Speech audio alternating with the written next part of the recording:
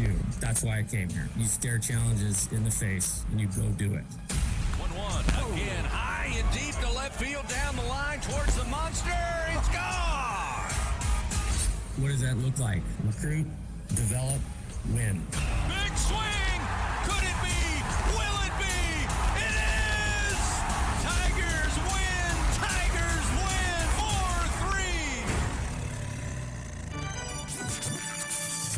4-3! LSU Fighting Tiger Baseball is on the air. The pitch. Oh, strike three! Inside corner. Punched him out. This is exclusive live coverage of Fighting Tiger Baseball on the LSU Sports Radio Network. Space hit into right. Coming in to score is Pearson, and the Tigers take a 10-9 lead. Hey now! Brought to you by the 7 partners that represent Team LSU. Cox, the official communications provider of LSU Athletics. McDonald's, official sponsor of the LSU Tigers. Our Lady of the Lake, official healthcare provider of LSU Athletics. Albertsons, the official grocery partner of LSU Athletics. Hancock Whitney, the official bank of the LSU Tigers. People's Health, the official health plan of LSU Athletics. And by Coca-Cola, official beverage partner of the LSU Tigers. The powerhouse of college baseball plays here. This is LSU Fighting Tiger Baseball on the LSU Sports Radio Network.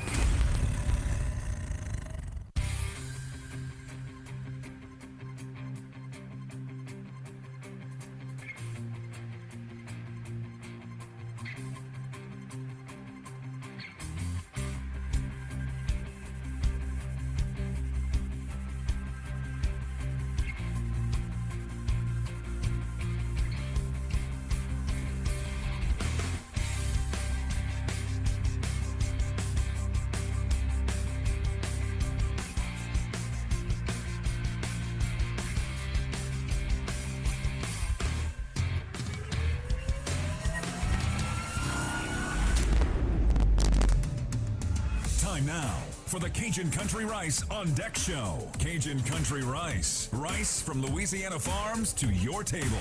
Live coverage of LSU Fighting Tiger Baseball starts now. From inside the booth with the call of the game, here is the voice of your Fighting Tigers, Chris Blair. For the third straight weekend, dodging weather, headed into an SEC series, but it looks like the weather is going to give us a break, and we'll have baseball here on this Friday night to start the first of a 3-game series as the Ole Miss Rebels welcome in your number 1 ranked Fighting Tigers of LSU. Hello, everybody. This is Chris Blair along with Mr. LSU Baseball, Bill Franquez, and our straw stirring the drink back inside the Capital One studios, Mr. Jeff Palermo, welcoming you to Swayze Field here on the campus of the University of Mississippi in Oxford for tonight's play-by-play story. Originally scheduled earlier in the day, a lot of rain, a lot of storms throughout the area here in Mississippi. They decide early this afternoon to move the game back to an 8:30 first pitch, and it looks like so far they made the right call as the rain began to die down around the 7:30, 8 o'clock hour, and currently, while there are clouds in the area, there is no precipitation here at the ballpark. Again, Ole Miss coming in to the contest on the year 21-16, a surprising 3-12 in conference play. But Jay Johnson and his Fighting Tigers come over here knowing that right now doesn't decide the 2023 campaign for either team. The Tigers come in 29-7. They are 9-5 in SEC action, looking to pick up some wins. As if the SEC tournament began today, LSU would currently be the 6th seed. Never easy to pick up wins on the road, but that's the challenge this weekend for the Fighting Tigers of LSU. So find your favorite chair, grab your favorite beverage, join us for a late one here in the SIP. It is game 1 of this 3-game set. It's Ole Miss, it's LSU, and it's coming up next on the LSU Sports Radio Network. Support your LSU Tigers with Hancock Whitney, the official bank of LSU Athletics. From game day to the offseason, Hancock Whitney LSU credit and debit cards are a big win for any Tiger fan. Want to get your paws on these cards? Well, apply online or visit HancockWhitney.com/LSU. Hancock Whitney Bank, member FDIC. All accounts subject to credit approval. Terms and conditions may apply. Albertsons is making shopping and saving easier than ever. Just For You deals is now Albertsons For You. It's everything you love about Just For You with all new perks. Get rewarded for just being you, including personalized deals, a free item every month, and even a treat on your birthday. With Albertsons For You, you earn points every time you shop and redeem them for discounts on groceries and more. Brand new Albertsons For You members receive $5 off their next $25 or more purchase just for signing up. Download the Albertsons app or simply update your existing mobile app to see your all-new, all-awesome perks. Albertsons. Fresh foods, local flavors. Together, we are partners, setting a new standard for health. Together, we prove that no matter how battle-tested we are, our spirit remains undefeated. Our Lady of the Lake and LSU are creating transformational change and impacting Louisiana with a new standard for healthcare, research, and education. Together, Our Lady of the Lake and LSU are champions for Louisiana. Together, I don't really hear myself. we roar. Learn more at OLOLRMC.com/LSU. 1, 2. There we go. Yes, that now. Yes. Getting you ready for the first pitch of LSU baseball. We continue on the Cajun Country Rice On Deck Show. Time now to talk with Tigers on the LSU Sports Radio Network. We're back here in Oxford, game one of the series between LSU and Ole Miss, as we're joined now for Talking with Tigers by LSU lefty Javen Coleman. Javen made his return to the mound back on Tuesday night against UL Lafayette and had a dominating first inning, including a pair of strikeouts. Javen, so great to see you back on the mound on Tuesday. Just talk about what it meant to you to be out there pitching again after that year-long recovery from your surgery. Yeah, no, it definitely felt different to be out there compared to the dugout. It was fun to be out there with my guys, and to turn around and see them all supporting me was awesome, and it was just great to be back out there. You know, Coach Jay Johnson has said many times, Javen, when he's asked about you, that he's never seen a player recover so quickly from a surgery that invasive, a Tommy John surgery.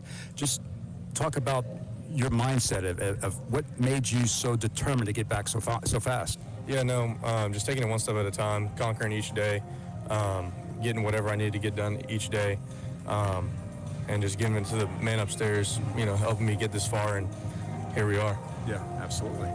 Your thoughts on working with Wes Johnson? Of course, he's the third different pitching coach you've had here at LSU, right. So there's a period of adjustment each time. Your thoughts on what Wes brings to you guys? Yeah, no, Wes brings a totally different ball game to our pitching staff. I think a lot more knowledgeable, and just can break down any little thing and help you understand it, whatever it may be. But yeah, just even better guy off the field. Yeah, absolutely. What are your thoughts on rejoining the club at a good time? Second half of SEC play beginning, big weekend, 5 more huge weekends obviously in the SEC. Just your thoughts on what you feel like your role can be from this point forward. Yeah, no, I'm just going to take it one day at a time. Whenever coach puts me in, I'm going to make sure I capitalize on that moment and help the team out in any way I can. We talked to Paul Skeensler earlier in the week, and he said that you guys have developed a pretty good relationship, especially the past few weeks. Mm-hmm. And Paul, of course, is our starting pitcher tonight. Right. Just your thoughts on the relationship from him, what you've learned from him, and how you can apply it on the field. Yeah, no, I think Paul's one of a kind on the field and also off the field. Really good guy, really funny if you get to know him.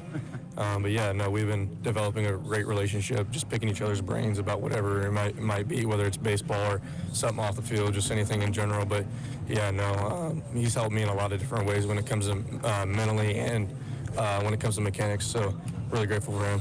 All right, man, appreciate it. Again, Javen, congrats on your return. Can't wait to see you on the mound again, and best of luck tonight. Thank you. I appreciate you. Javen Coleman with us, talking with Tigers. LSU getting set to face Ole Miss here tonight. Stay with us more after this on the LSU Sports Radio Network. My husband had a gun. Him and his friends would go shooting. The ammunition, unfortunately, was not stored separately. In a million years, we never thought that Emily could. There's a hole in our family that can never, ever be filled. 63 Americans a day die by gun suicide. With safe gun storage, we can give our loved ones a second chance at life. Learn more at endfamilyfire.org. Brought to you by Brady and the Ad Council. We always picture the SEC student athlete for their speed, their vertical, their agility, but it's time we picture them for more. For their campus voice, their community outreach, and for the simple fact that 20 years later, they're still someone's pride and joy. More than students, more than athletes. In the SEC, it just means more. Right now, our country feels divided, but there's a place where people are coming together. I was nervous to talk to someone so different than me. Me too.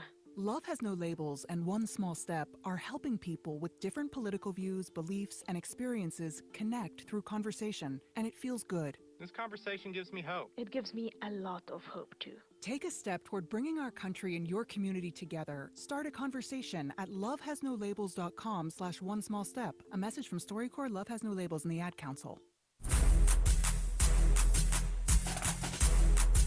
We are back on the Cajun Country Rice On Deck Show with LSU Fighting Tiger baseball on the way. First, time to take a trip around the SEC on the LSU Sports Radio Network. Back here at Swayze Field, a little later than expected or originally scheduled, but we should have college baseball, SEC baseball to be exact, featuring Ole Miss and your Fighting Tigers of LSU. Our Lady of the Lake, proud to be the championship health partner of LSU. Together, Our Lady of the Lake and LSU, champions for Louisiana. Together we roar. Learn more at olrmc.com/LSU. Let's go around the SEC, check on action across the conference. As always, presented by Visit Baton Rouge. We're ready. Are you? Happy to be joined once again, Mr. LSU Baseball. To my right, way right, in this giant press box here at Swayze Field. But, Bill, what does it look like across the conference here on this Friday night? Well, you know, actually, 2 games were played last night. A couple of kind of surprising results, too, as Arkansas is in Athens this week for a Thursday, Friday, Saturday series. And last night, Georgia defeated Arkansas by a final score of 6-5 to get that series underway. And then also last night in Columbia, South Carolina continues to play at a very high level. They blew out Florida. In fact, it was a 10-run rule in 7 innings. South Carolina defeated Florida last night 13-3. So those 2 games got the schedule underway. And, of course, since we have a late start here, several other games are underway this evening. In fact, looks like there's already a final in from Athens again, and Georgia again has defeated Arkansas. And that's a break for LSU. LSU now has a chance to take the lead in the SEC Western Division with these 2 losses by Arkansas. Today's final score was Georgia 7, Arkansas 3, Florida Gators. In Auburn tonight, game 1 between Mississippi State and Auburn. That game is tied at 1 apiece. In Columbia, Missouri tonight, game 1 between Alabama and Missouri. Alabama leads top of the 8th, 6-4 over the Missouri Tigers. 1 game has been postponed. Texas A&M scheduled to play Kentucky tonight in Lexington. That game has been rained out, though they are scheduled now to play a doubleheader tomorrow. So let's take a look now as where the standings are at this moment, with some results in last night and 1 final in already today. At the moment in the SEC East, Vanderbilt is 13-2, followed by South Carolina at 11-4. Florida is 11-5. Kentucky is 10-5. Georgia now 6-11. Missouri is 5-10, and Tennessee is 5-10. In the SEC West right now, Arkansas with a pair of losses is now 11-6 in SEC play. LSU is 9-5. Of course, the Tigers at the moment have played 3 fewer games than has Arkansas. So we'll see how things shake out by the end of the week. Can the Tigers take over that first place lead in the SEC West? Texas A&M is 7-8. Alabama is 6-9.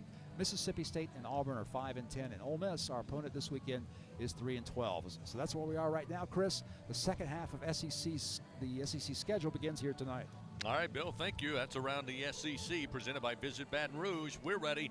Are you? It's that time of year, fans. Have the right equipment to take on any job. Link to the land. Just visit Sunshine, your hometown John Deere dealer in Louisiana, at sunequip.com. We'll continue with more here on the Cajun Country Rice On Deck Show. Up next, take a look at the starting pitchers for both the Rebels and your Tigers. Bill will have that as we continue here on the LSU Sports Radio Network.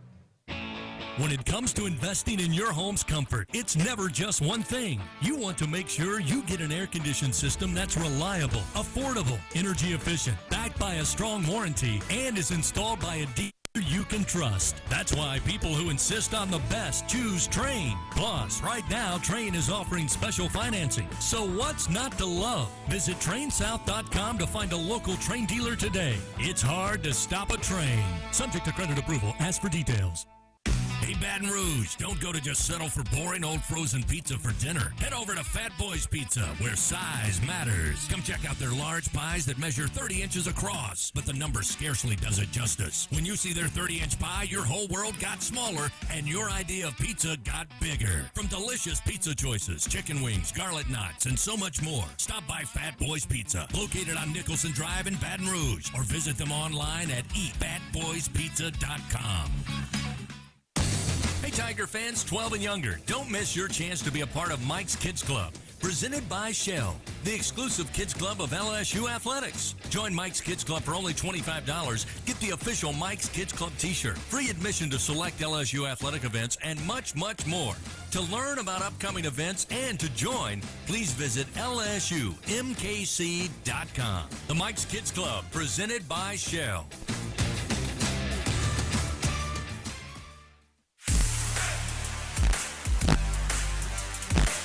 Leading you up to first pitch of LSU baseball. Back with more on the Cajun Country Rice On Deck Show. Time to break down the game's starting pitchers on the LSU Sports Radio Network. Back in Swayze Field, getting ready for game one of this series. A little delayed, but we're going to get underway. First pitch coming up just after the 8:30 hour. Time now to take a look at the starting pitchers for both the Rebels and the Tigers. With that, once again, Mr. LSU Baseball, Bill Franquez. Bill? Oh, thank you so much, Chris. And Xavier Rivas is a newcomer to the Ole Miss pitching staff this year. Mike Bianco got him in the transfer portal from a Division III school. And he has been very effective for the Rebels so far this season.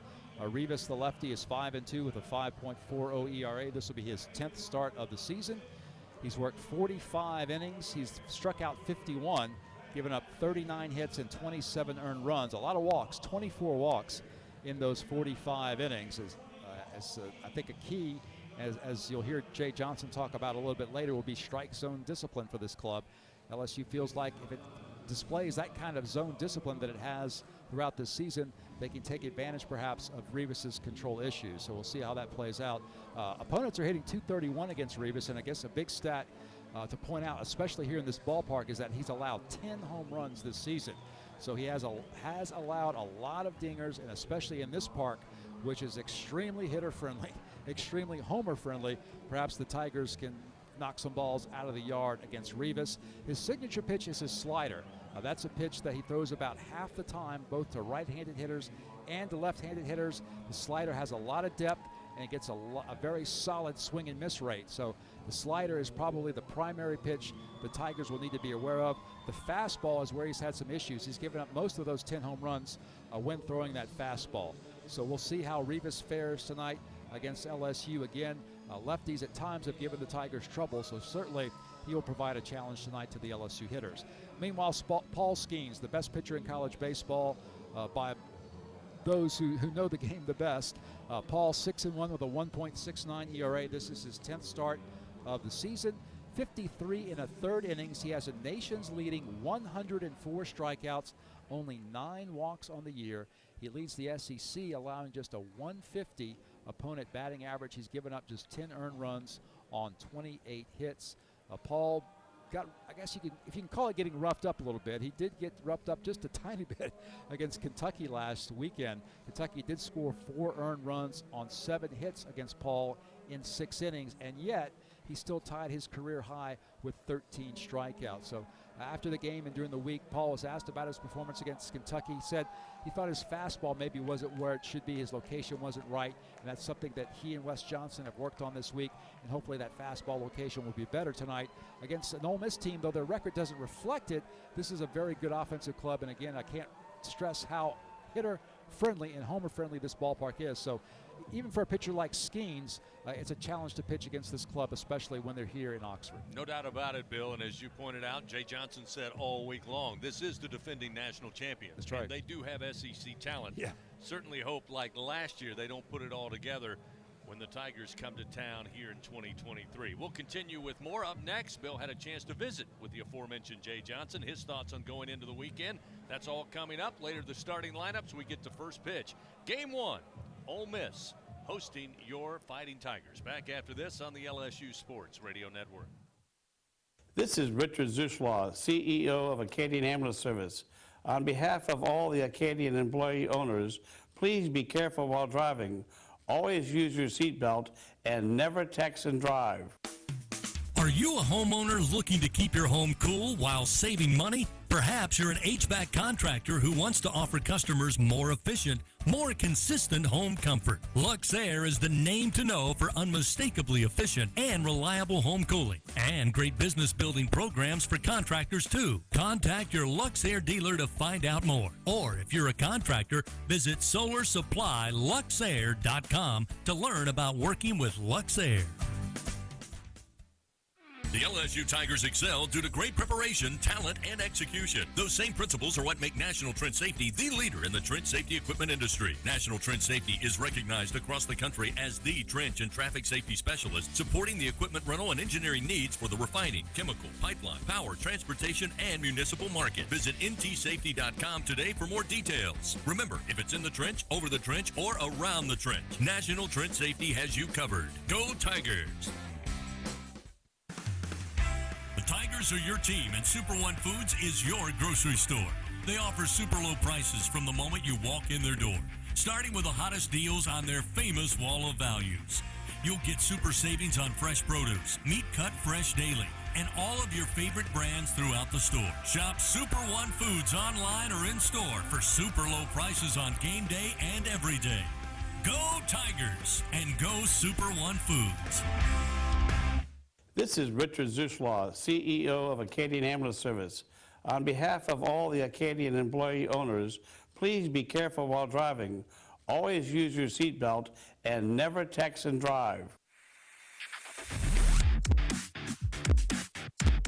As we continue on the Cajun Country Rice on Deck Show, it's time to visit with the top Tiger. This visit with LSU skipper Jay Johnson, presented by Hancock Whitney, the official bank of LSU Athletics, on the LSU Sports Radio Network.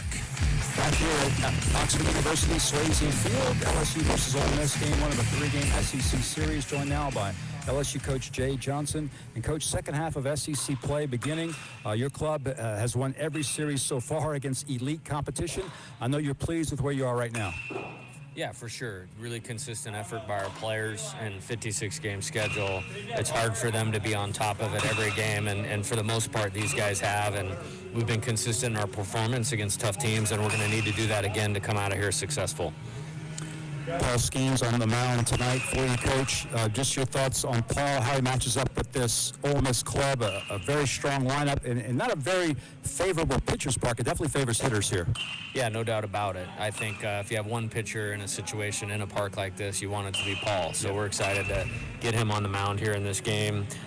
He just needs to execute. As you said, it's an old group of players, you know, even though they're in the down in the standings a little bit. This is not a young team. This is a very experienced team with good players, and he needs to execute pitches, and we need to support him with good defense behind it.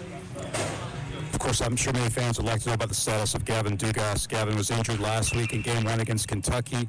You guys have played the last 3 full games without him, including the game in which he was hurt. Just your thoughts on Gavin and his chances of returning this weekend? Yeah, we're evaluating him in pregame here, but he's had a couple good days. Been able to progress and do a little bit more each day. There's nothing structurally wrong, which an MRI showed, so it's just a matter of pain tolerance. And we've been able to get some of the swelling out of there, so he's been able to do a little bit more. And we feel optimistic about it. If you get through a good pregame today, then he'll be in there. Coach, this Ole Miss atmosphere always gets a lot of hype, maybe rivaling Alex Box Stadium, not on the same level, but just your thoughts on playing in this environment. I know it's your first time.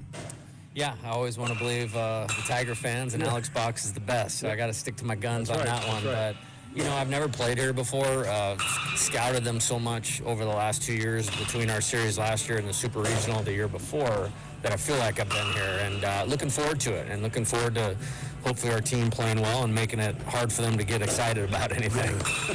Finally, Coach, their starting pitcher tonight, the lefty Rivas. He's new to their club this year. What have you learned about him? Yeah, good job by them in the transfer portal. It was at a Division III school last year, and they were able to pluck him out of there. He really likes to throw a slider a lot. The key for us is strike zone discipline, as always. You can't let him expand the zone at the top with the fastball or at the bottom with the slider. We really got to put him on the plate and at the right height. And if we do that, then we'll get some walks and we'll get some extra base hits and hopefully get rolling like this team has all year long. All right, Coach, we appreciate it. Good luck tonight. Thank you. LSU coach Jay Johnson with us. Tigers getting set for Game 1 with the Rebels. Back with a lot more, including the starting lineups after this on the LSU Sports Radio Network. Adopt US Kids presents What to Expect When You're Expecting a Teenager. Learning the lingo. Jelly.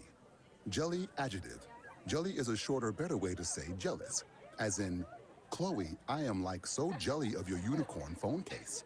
You don't have to speak teen to be a perfect parent. Thousands of teens in foster care will love you just the same. Visit adoptuskids.org, brought to you by the U.S. Department of Health and Human Services, Adopt US Kids, and the Ad Council.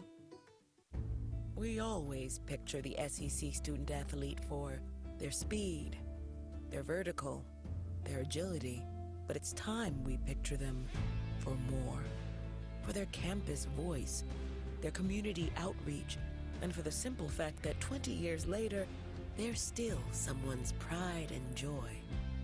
More than students, more than athletes. In the SEC, it just means more. When you went car shopping, you meant business. You aced vehicle history searches and test drives. You out-salesmaned the salesman. Now you've got your wheels. If you manage that, you can get your retirement plan on track. Visiting aceyourretirement.org can help. With 401k tips and smart saving strategies, you'll have the info you need to get more for your future. Go to aceyourretirement.org, because when it comes to speeding past financial challenges, you're an ace. Brought to you by AARP and the Ad Council. First pitch of LSU Fighting Tiger baseball is just moments away. Time now for the starting lineups. Presented by Cintas. Proudly helping Louisiana business stay clean, safe, and ready for the workday for over 40 years. On the LSU Sports Radio Network.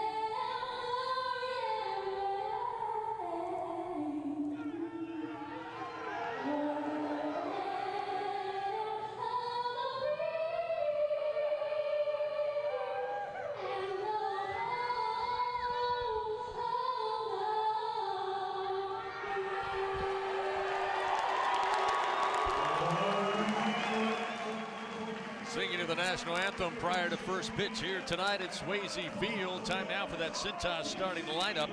First for the homestanding Rebels, 21-16, 3-12 in SEC play, and the defending national champions will lead it off with center fielder Ethan Groff, a senior, batting .329. Calvin Harris will be behind the plate catching, batting second, a junior with a .356 average. Jacob Gonzalez will be at shortstop.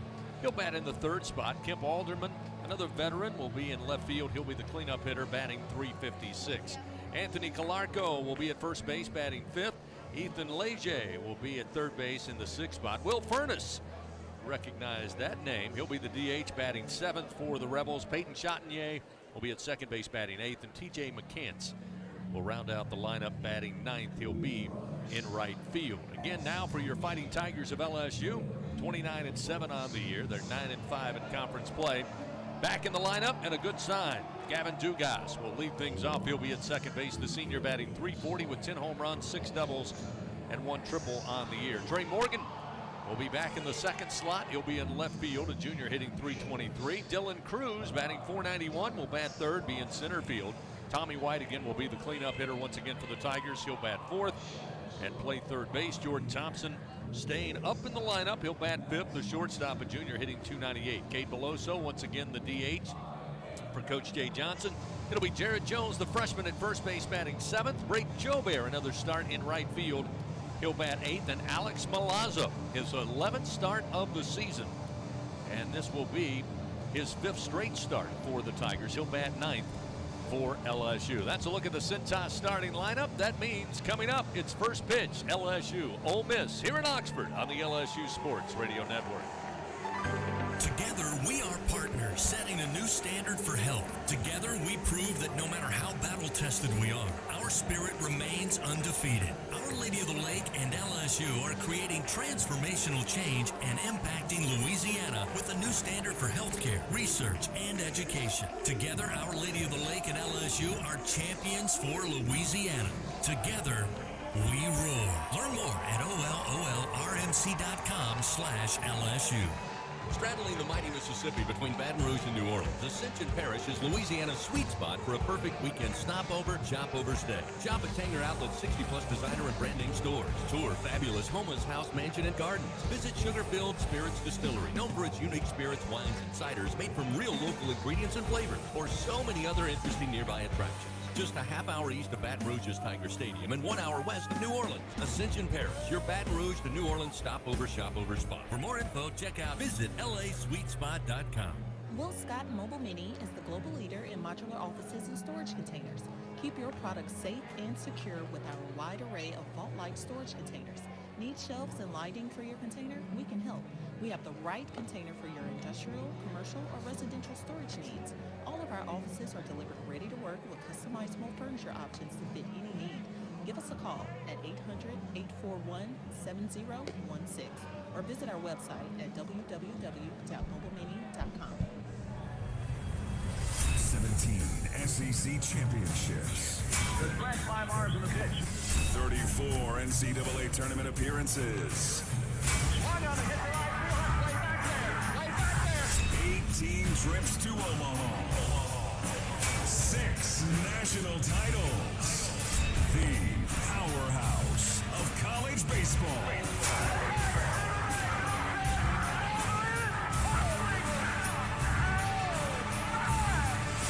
This is LSU Fighting Tiger Baseball.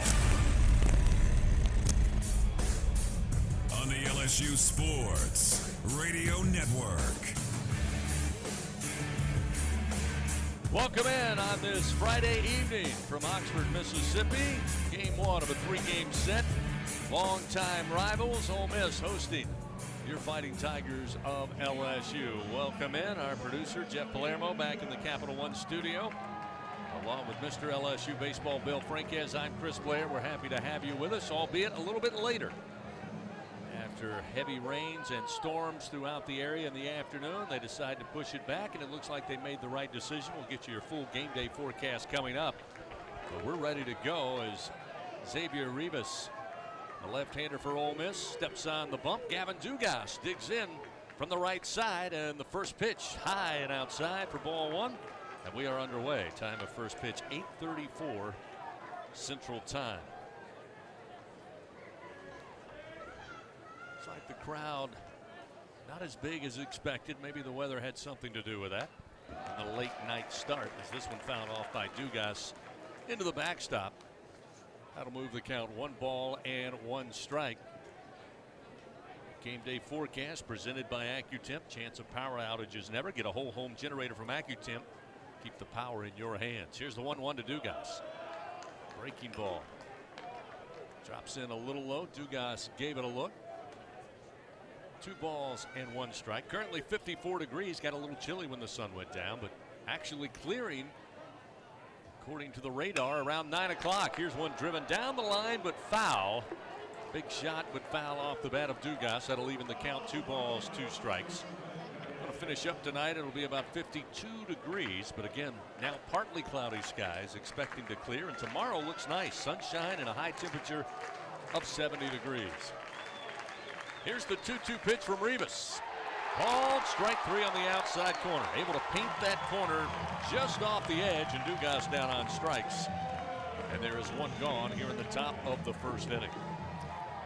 Like Rivas changed speeds there, threw a big breaking ball, caught the outside corner, and just Gavin not able to pull the trigger. Great to see him back in the lineup, though, after that 4-game absence. No doubt. Here's Trey Morgan now. Morgan batting .323 on the year, getting the start once again in left field. And the first pitch has to duck out of the way. That one high and inside. Morgan looks at ball 1, 1-0. A little bit of wind blowing in towards home plate, but not a lot at this moment as Morgan swings, pops this one up high in the air near the third base dugout. We'll give it a look, but it's behind the screen and drops into the crowd. Luckily misses everybody. And it's 1 ball and 1 strike. Our umpires tonight, Danny Cricks at first base, Jeffrey Macias at second, Tyler Simpson at third, and Alex Ransom behind the plate calling balls and strikes. Rivas looks in, lefty on lefty matchup. The pitch to Morgan. Again, swung on, just got a piece. It's foul, back to the on-deck circle of the Tigers. 1 ball, 2 strikes, the count to Morgan. This season, Trey batting .267 against left-handed pitching.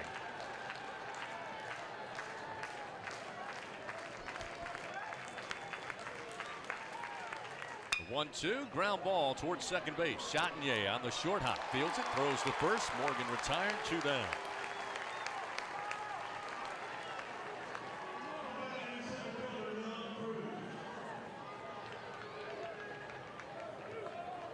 So we'll see Dylan Cruz with 2 down here in the top of the first inning. Cruz, Bill, slipping down under 500, batting just .491. Gosh, what has happened? Through 36 games on the year. First pitch to Cruz. Trying to catch that outside corner. Rivas misses with the first pitch, and it's 1-0. It's truly remarkable that he is hitting .491, especially the way he's been pitched most of the season. Especially here of late. Not much to look at. Yeah. 1-0. Down the middle for a strike. That'll even it up. 1 ball and 1 strike. In fact, it has not hurt his on-base percentage as he's been walked a number of times. Last weekend against Kentucky, several times with free passes. Here's the 1-1 short of the plate by Rivas. Moves the count 2-1. No, he is just hitting .491. That leads the nation in batting average. He also leads the nation in on-base percentage, .647. He's also number 1 in walks and number 1 in runs scored. 2-1 the count to Cruz. The pitch hit high and deep to left center field. Giving chase is Alderman. Goes to the track, to the wall, makes a leap. Comes off the top of the wall. Cruz at full speed around second. The throw going to be cut off. He'll slide in with the triple.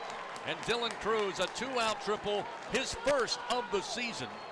And with 2 outs, LSU not going quietly here in the top of the first inning. That one just missed getting out of here by mere feet out in left center field as that one was swatted by Cruz.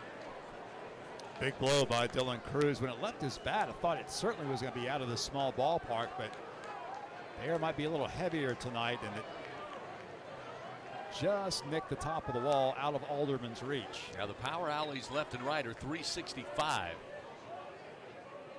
Probably about 363 as here's the first pitch offered up to Tommy White. He'll take it foul over the first base dugout out of play, and it's 0-1. White stands in, batting .383, 12 home runs, 14 doubles on the year. Got Cruz at third base with 2 down, top of the first. So far a scoreless game. A pitch to White. Fastball missed inside. 1 ball and 1 strike. And speaking of nation's leaders, Tommy White leads the nation in RBI per game. He averages 1.88 per game. He's number 3 in the nation in total RBI with 62. 1-1. Stays away. Good eye. Missed inside. Not by much, but enough to make it 2-1.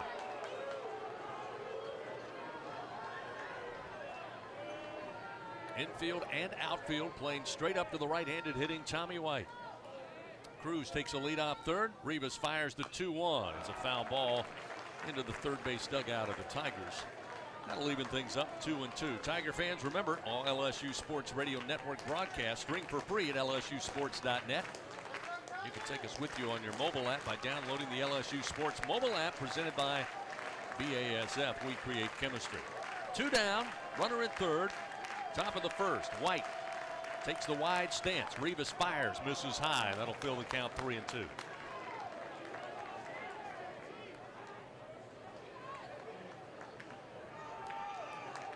See how Mike Bianco plays this with first base open. Do you come right after White or maybe just nibble the corners a little bit?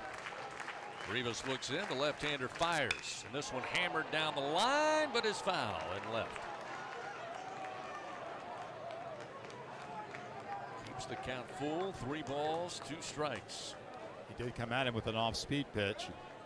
White was just a little too early on it. Again, Rivas 5-2 on the year, making his 10th start of the season. Got 2 quick outs, and then Cruz took him deep to the wall in left center, stands at third base on a triple. 2 outs, another payoff pitch to White. This one hammered and gets by on 1 hop by Gonzalez, the shortstop. RBI single for Tommy White, add another to the total. Cruz comes in to score, and LSU takes the early lead, 1-0. Ball was scorched by Tommy White. And Jacob Gonzalez is an All-American shortstop for Ole Miss, his 3rd year in that position for the Rebels. And when the ball left White's bat, I'm thinking, oh gosh, Gonzalez will make that play, but tried to backhand it, and it just skidded by him, and it's another RBI for Tommy White. Not sure if that's how Coach Bianco wanted it pitched, but that was heavy right over the plate for White to blast. Out of the plate comes Jordan Thompson again, who's moved up in the order slightly, batting 5th tonight. First pitch missing, ball 1, 1-0. And they have ruled an error on Gonzalez, so Gonzalez charged with the error on White's very hard ground ball. Wow. There's a strike from Rivas to even it up to Thompson now, 1-1. I'll be honest, that wasn't an easy play. But again, when it left White's bat, I'm thinking, shoot, Gonzalez is going to make that play and the inning's over, but he didn't, and they have ruled it an error. 1 ball, 1 strike, 2 down, runner at first. Tigers lead 1-0. Pitch to Thompson, late coming around, couldn't decide. It's a strike. Falls behind in the count now, 1-2. The one thing that makes a little sense, Bill, is that I think if Gonzalez, again, it was scorched off the bat of White. I think if he moves to his right, gets his body in front of it, he knocks it down, but he tried the Olay. That didn't work. Thompson pops this one up back behind us, out of play. Keeps the count 1 ball, 2 strikes. So while I'd love to give Tommy White, and initially said it was an RBI single, I can certainly understand why the error was assessed. And I also can understand why Jacob Gonzalez did not want to put his body in front of that 1-hop ground ball. 2 outs, runner at first. Definitely a seed, as they used to say. The 1-2 to Thompson takes this one down the line, high in the air, but angling foul in left. Still remains 1 ball and 2 strikes. So again, you like what you've seen so far in the fact, Bill, that LSU has put the bat on the ball. They've had some really big strikes. Again, Cruz with the triple off the wall. We've seen some hard foul balls as well. So they're seeing the baseball. Just got to line it up against Rivas. Again, a runner at first. The 1-2 to Thompson, and a swing and a miss. Going to be picked up by Harris, the catcher. He'll throw to first, and that'll end it for LSU. But not before they get on the board first. 1 run on 1 hit. 1 error committed by Ole Miss, and 1 man left on by the Tigers. We played a half inning here in Oxford, and LSU leads 1-0. Back after this on the LSU Sports Radio Network. Tom has been a teacher for over 40 years. One day, I think one of the students had asked the question and he didn't remember the answer. And I also noticed that he was letting his class out earlier than they were supposed to let out. I was really starting to worry. Levi and I talked about how it would change our lives, but he was there beside me. When something feels different, it could be Alzheimer's. Now is the time to talk. Visit alz.org/ourstories to learn more. A message from the Alzheimer's Association and the Ad Council. We always picture the SEC student athlete for their speed, their vertical, their agility, but it's time we picture them for more. For their campus voice, their community outreach, and for the simple fact that 20 years later, they're still someone's pride and joy. more than students, more than athletes. In the SEC, it just means more. Papa, why can't we telegraph while riding a horse? Son, there ain't no one to blame but Jeffro. He was riding old Betsy the Stallion, tip-tapping away at his telegraph, when blam! Ran right into the side of the saloon. Well, if Jeffro can't do it, neither should you. Don't text and drive. Visit StopTextStopWrecks.org. A message brought to you by the National Highway Traffic Safety Administration, Project Yellow Light, and the Ad Council. Back to the action of LSU Fighting Tiger Baseball on the LSU Sports Radio Network. 1-0 LSU leads Ole Miss. We head to the bottom of the first inning. Tonight's game brought to you by the 7 partners that represent Team LSU: Cox, McDonald's, Our Lady of the Lake, Albertsons, Coca-Cola, People's Health, and Hancock Whitney. Dylan Cruz with a 2-out triple off the wall in left center. Tommy White blasts a ground ball by the shortstop. Gonzalez ruled an error, but that allowed Cruz to score. So it's 1-0 LSU, and now Paul Skeens takes over on the mound. Ethan Groff, the center fielder, leads it off. And the first pitch, a called strike. And it's 0-1. It's Groff, Harris, and Gonzalez, 1, 2, 3 for the Rebels. Groff, a .329 hitter. Skeens, the 0-1. Goes back to the corner, this time just missing. And it's 1 ball and 1 strike. A lot of busy stuff on that scoreboard out there. But you're able to see in the far bottom left corner, 99 miles an hour. Here's the 1-1. Not sure where that missed. Looked letter high on the outside corner, but ruled ball 2, now 2-1. Pitch measured at 98. Groff open stance from the right side. The 2-1, swing and a miss, just blew that one by him. Fastball evens a count, 2-2. Groff was completely overwhelmed by that pitch. He's an outstanding addition, though, to this Ole Miss lineup. Transfer from Tulane that Mike Bianco picked up in the transfer portal. 2-2. Popped up, shallow center field. Coming over will be Thompson, about 10 feet into the center field grass, and the Tigers shortstop has it. Groff retired on the pop out, and there's one gone. That will bring to the plate Calvin Harris, a junior, batting .356. And you know, when you look at this Ole Miss team, again, they lost some key members of the championship team last year, Bill, but this is not a young team. In fact, this is a veteran squad for Coach Bianco. And in tonight's lineup, only 1 freshman. That's the outstanding Will Furness, who, as I mentioned earlier, very familiar to Tiger fans, the son of Dr. Eddie Furness. Yeah, Will Furness has a pretty good pedigree. 1 ball, no strikes to Harris as that pitch missed outside to the left-hander. Here's a breaking ball inside corner called strike. I asked Jay Johnson Monday night, Bill, about the mix of pitches now for Skeens and whether or not that's a comfortability for Skeens and Wes Johnson, the pitching coach. And Jay said it basically keeps hitters off balance and allows Paul not to just rely on that fastball. And again, going back to the point you made about his outing against Kentucky, his fastball, as he admitted, maybe wasn't as stiff as it has been, but again, he can get the job done when he's locating the breaking ball. That's fouled off, and it's now 1-2. He really does have an elite 3-pitch mix: fastball, slider, and a fantastic changeup as well. Harris awaits, comes back with a heater. This one missed outside. That'll even the count now, 2-2. Fans Capital One offering checking and savings accounts with no fees or minimums. Capital One, what's in your wallet? Now the wind picking up just a tad, blowing out left to right towards the berm here at Swayze Field. 2-2, that one just slipped out, missed high and outside. Paul knew it when he let it go, and that'll fill the count, 3-2. Again, not a capacity crowd. Again, the late start and maybe the weather earlier today kept some Rebels fans from making game 1. Payoff delivery, this one misses wide. Skeens gives up the walk, something he doesn't do often. That's just his 10th base on balls given up on the year, but with 1 out, the Rebels have a runner aboard.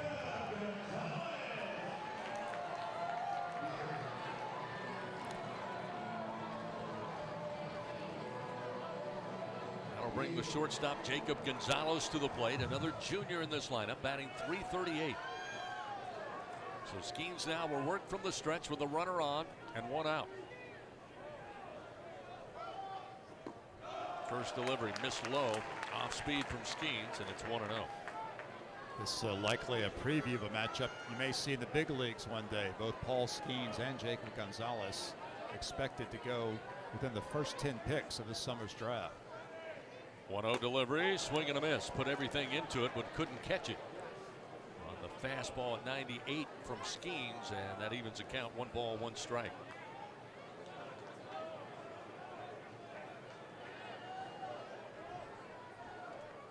Runner at first. Skeens checks the runner. Now the pitch to Gonzalez. And again, couldn't get around on it. Fastball gets by him, gets Skeens ahead 1-2. Gonzalez is Ole Miss's leading hitter in SEC games, batting .339 in 15 league games with 4 home runs. Wide stance for the left-hander. Skeens fires, and again, same result. Fastball, swing and a miss. Down on strikes goes Gonzalez. Skeens records his first Super One Food strikeout of the night. Now 2 gone with a runner at first, and the cleanup hitter, another veteran member of last year's squad, Kemp Alderman, junior, batting .356. Right-hander stands in against Paul Skeens. Well, what a year Kemp Alderman is having. 15 home runs, 56 RBI. Skeens again will check the runner. Now to the plate. Letter high fastball, called strike, 0-1. Actually 51 RBI for the big right-handed hitter for Ole Miss. As a freshman, he defeated LSU with a walk-off home run here in this ballpark. The 0-1. Strike on the outer half. Quickly, Alderman behind in the count, 0-2. Last time LSU played here 2 years ago, Tigers won the first 2 games, led game 3 9-1. And Ole Miss came roaring back and won it in extra innings on Alderman's home run. Runner at first, 2 down. 0-2 the count to Alderman. Skeens fires. Wow, that looked better than the first 2 pitches. Ruled ball 1, 1-2. Not sure where that heater missed.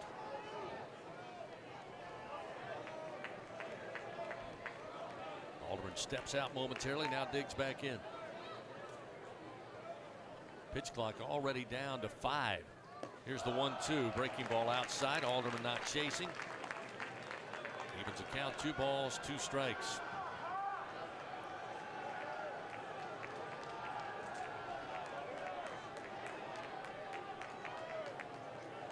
Harris aboard on a walk. He's at first base. 2 outs and a 2-2 count to Alderman. Skeens fires. Swing and a miss. Got the speed ball by him, and that'll do it for Ole Miss. No runs, no hits. They leave 1 man on. We've played a full inning here in Oxford. It's 1-0 Fighting Tigers. They come to the plate when we return. Beloso, Jones, Joubert.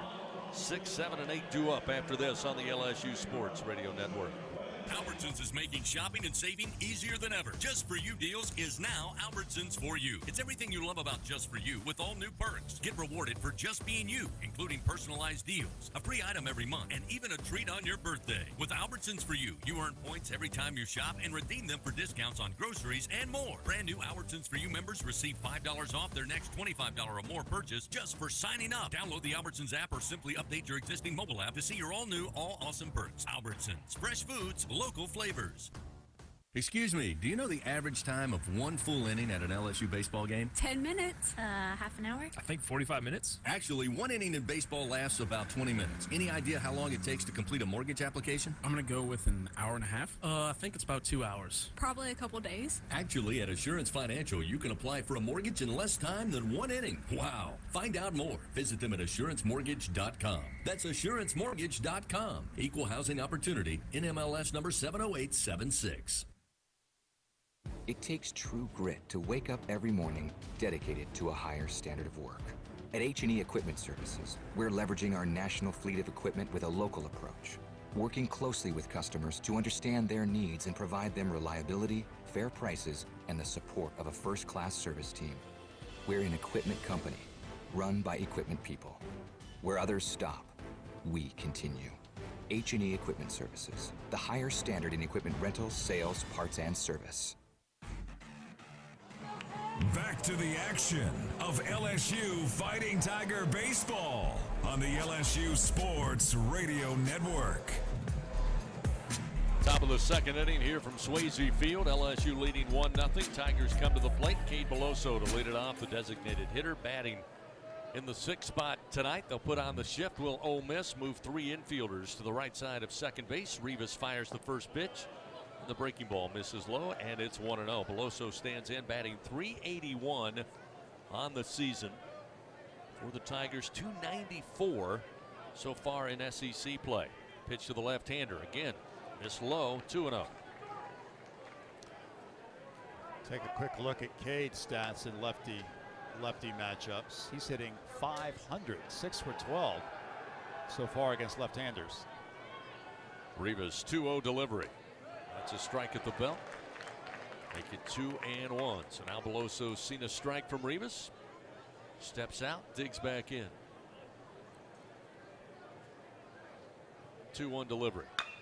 Hit in the air, center field, not very deep. Coming in, Ethan Groff settles under it, and he will have it for out number 1. So the fly out by Beloso. Now bring Jared Jones, the freshman. Power hitter, to say the least, hitting .364 on the year, 11 home runs, one of the double-digit home run hitters for LSU this season. Jones also batting an impressive .356 against SEC pitching. First pitch to Jones, out in front of an off-speed pitch, 0-1. Now, what a week he had last week. Tied the LSU single game record on April 11th against Tulane when he had 3 doubles. Then had a very productive series against Kentucky. This time lays off the off-speed pitch, misses outside. 1 ball and 1 strike. Hit 2 home runs, drove in 5, and scored 5 times in that Kentucky series victory for the Tigers. Here's the 1-1 pitch, and a swing and a miss. Again, pulled the string, did Rivas, and it's 1-2. Jay Johnson, I know, told you last weekend as well, Bill, that just scratching the surface with the potential of Jared Jones. No, you're absolutely right. And Jay has seen him gradually get better and better with each weekend series. The 1-2, check swing, and it's down the line, and we'll find the seats in right. Still 1 ball and 2 strikes to Jones. They institute the shift to the right-handed hitter. They'll have 3 infielders left of second base. Anthony Calarco, the first baseman, a man on an island to the right side. 1 out, Jones at the plate. 1 ball, 2 strikes. Here's the pitch. Missed inside and low. Got away momentarily from Harris. He'll track it down. It's 2-2 to Jones. Jay Johnson said earlier this week that Jared, toward the end of the month of February, was going through a little period where he was really struggling at the plate. He sat a few games out. He and Jay worked on some mechanics, and Jay really likes where he's headed right now. 2-2 delivery. Just missed inside. Good discipline that time by Jones. Put a lot of faith in Alex Ransom, the home plate umpire, but gets him to ball 3, so now a full count. Ransom flinched as if he was going to call strike 3, but then he thought better of it. So a payoff delivery upcoming from Rivas. Nobody on, 1 out, top of the second. Rivas fires. Jones swings, skies one high in the air, down the line, foul territory, right field way. Coming over, Calarco, the first baseman, gives it a look, but it drops behind the screen and into the seats. It will stay 3-2. You mentioned Jones's overall batting average in SEC games. He's had some huge conference weekends. Was 3 for 5 with a double and 2 runs against Tennessee. He hit .462, drove in 8 runs in the Texas A&M series. So another payoff pitch from Rivas on the way. Here it comes, and again got him with the off-speed breaking ball, swing and a miss. Jones down on strikes for the second out of the inning. While we have a moment, let's pause 10 seconds. Station identification. This is Fighting Tiger Baseball on the LSU Sports Radio Network. Your home for LSU Fighting Tiger Baseball, the LSU Sports Radio Network, and streaming on the LSU Sports mobile app. That'll bring Braden Jobert to the plate. Tiger right fielder. 2 down here in the top of the second. LSU leading 1-0 over Ole Miss. Pitch to Jobert. Again, Missed not by much, maybe a tad high, and it's 1-0. You can tell the body language of Xavier Rivas a little frustrated out there. Feels like he's being squeezed a little bit. Trying to avoid putting it right over the plate to these power hitters for LSU. That time Jobert got fooled on a breaking ball that dropped off the table. Couldn't hold back, and it's 1-1. Jobert batting .302. He's got 6 homers, 1 triple, 5 doubles on the year. He's driven in 22 runs. Nobody on here with 2 outs, and the pitch to Jobert. Miss low from Rivas, now 2-1. Fastball in there at 92 miles an hour. Rivas, a transfer from the University of Indianapolis, which competes at the Division III level. Breaking ball in for a strike. That'll even it up 2-2. That was a nice breaking pitch from Rivas.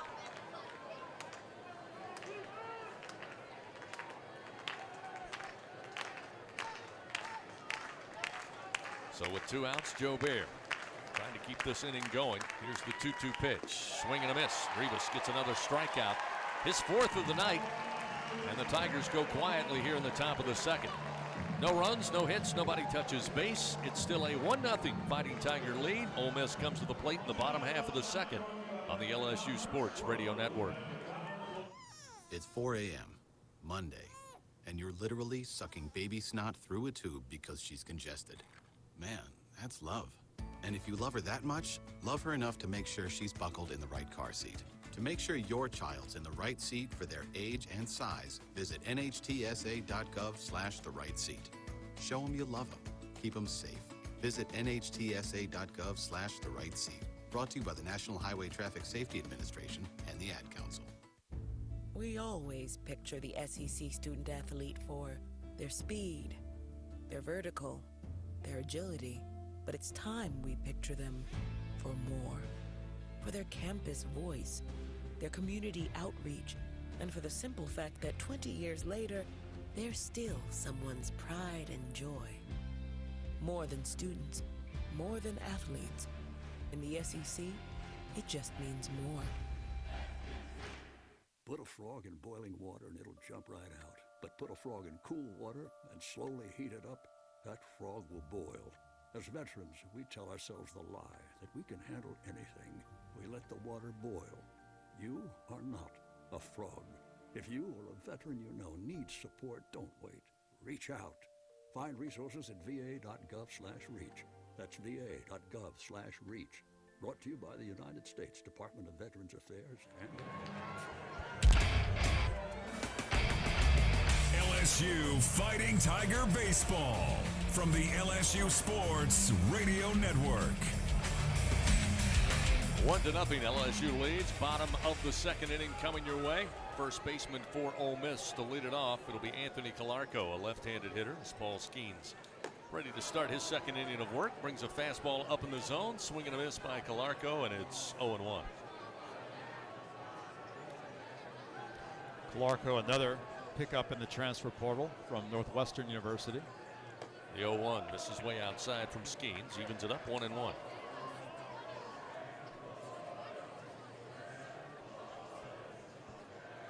Calarco batting .307 on the year. He's got 5 home runs, 8 doubles. He's driven in 28 runs. This pitch from Skeens again misses outside, a little low as well, and it's 2-1. Paul threw 20 pitches in that first inning.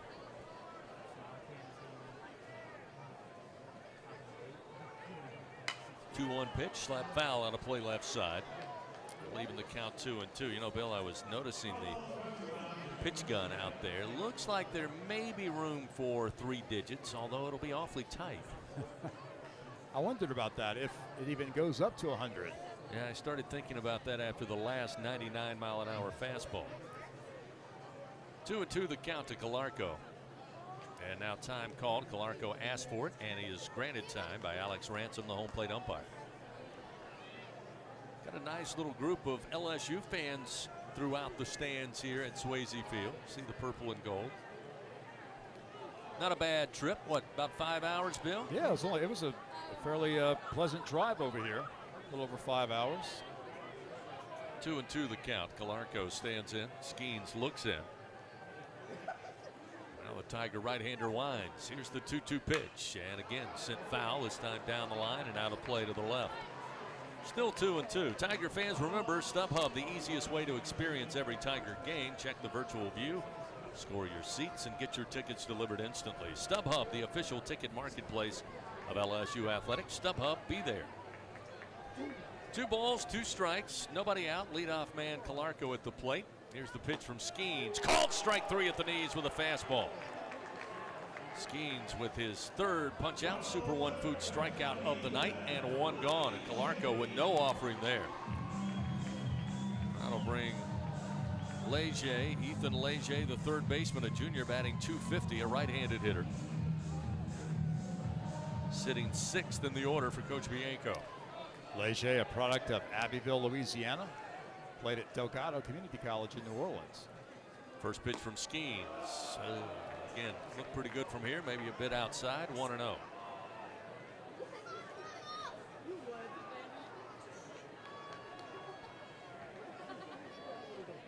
Skeens winds. And the 1-0 pitch. This one missed low and outside. 2 balls, no strikes.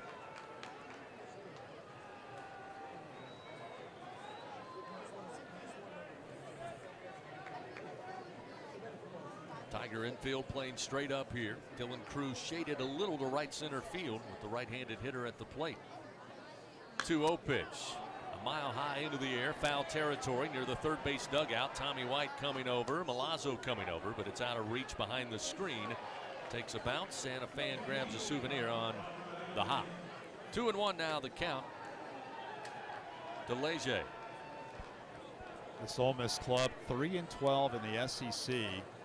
They're in 7th place in the SEC West, but we've learned not to buy too much into Ole Miss's record, because this is a very dangerous team. 2-1 the count. Pitch to the right-hander from Skeens. Getting fooled on a breaking ball, swing and a miss. It evens it up 2-2. Tomorrow, one of their ace pitchers is returning, a guy they haven't had all year, in Hunter Elliott. So this game takes on a lot of meaning. LSU needs to get off to a good start in this series. 2-2 delivery. Just missed the outside corner. Skeens thought he had it. That'll fill the count now, 3-2. Yeah, that's one of the things Jay mentioned. Said, I keep hearing Hunter Elliott's going to be back. That changes a lot of things for this Ole Miss team. But Jay didn't want to hear anything about a 3-12 SEC record. No, he wasn't buying. Payoff pitch, breaking ball, hammered down the line in left, and it is fair. Going to take a bounce off the track. Morgan going to have to go dig it up. Leger around second, makes a wide turn, but he'll put on the brakes there. But a 1-out double for the 3rd baseman for Ole Miss. That's going to be his 7th double, I believe, on the year. So with 1 away, Ole Miss with a runner in scoring position, and we'll see Will Furness, son of Dr. Eddie Furness, Tiger legend, come to the plate for the first time tonight. Furness, the true freshman, batting .265. Plenty of power, of course. He's got 2 homers, 3 doubles on the year. This will be his 84th plate appearance of the season. Big spot here early in the game against his father's former school. First pitch, big swing, but empty on a swing and a miss, and it's 0-1. Will definitely resembles his dad. Big, powerful looking left-handed hitter, 6'4", 245 pounds. Leger at second base. Skeens comes to the plate with the 0-1. Strike on the inside corner with a fastball, and it's 0-2.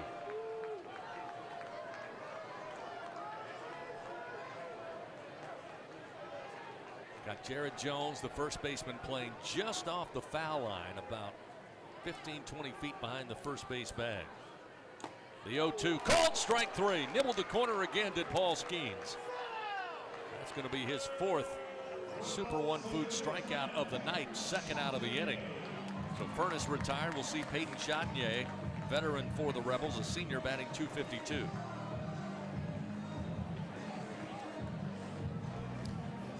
Chatinier, like Jacob Gonzalez, a veteran middle infielder for the Rebels, played such a huge role in them winning the national title last year. Skeens looks back to second, now to the plate.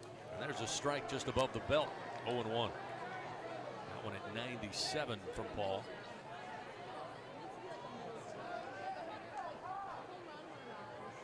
Ole Miss down 1-0. Runner at second base with 2 down.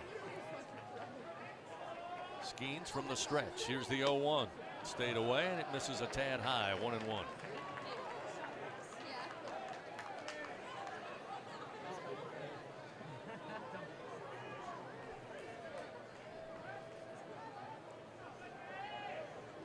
Two down, 1 ball, 1 strike to Chatagnier. This pitch just missed the outside corner. Another good-looking pitch. Now 2-1.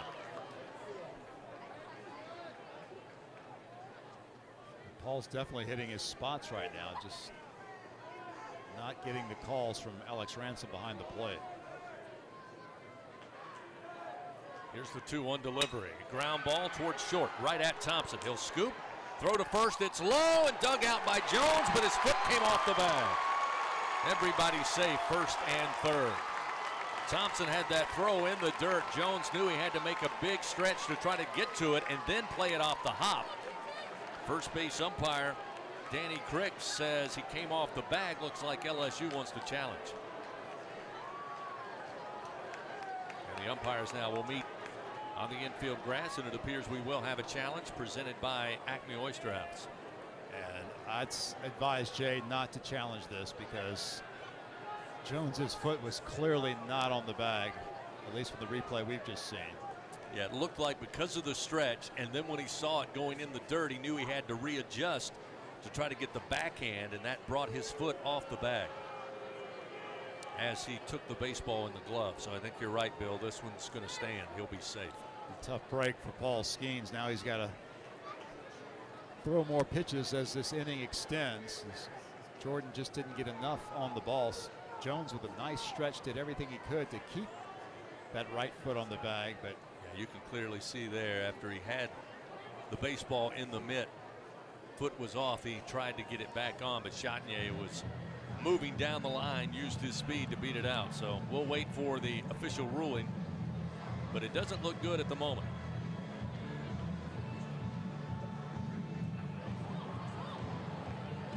Taking a little longer, Bill, than I thought it would. Yeah, maybe hopefully they're seeing something we're not, but from the replays we've seen and from the angles, it looked pretty clear that Jones's foot was not on the bag as Chatagnier crossed it. So again, we'll wait and see. Skeens now continues to warm up. Again, it's gotten a little chilly here after the sun went down. Currently 53 degrees here in Oxford. But the ruling on the field, safe at first, and here we'll get the call.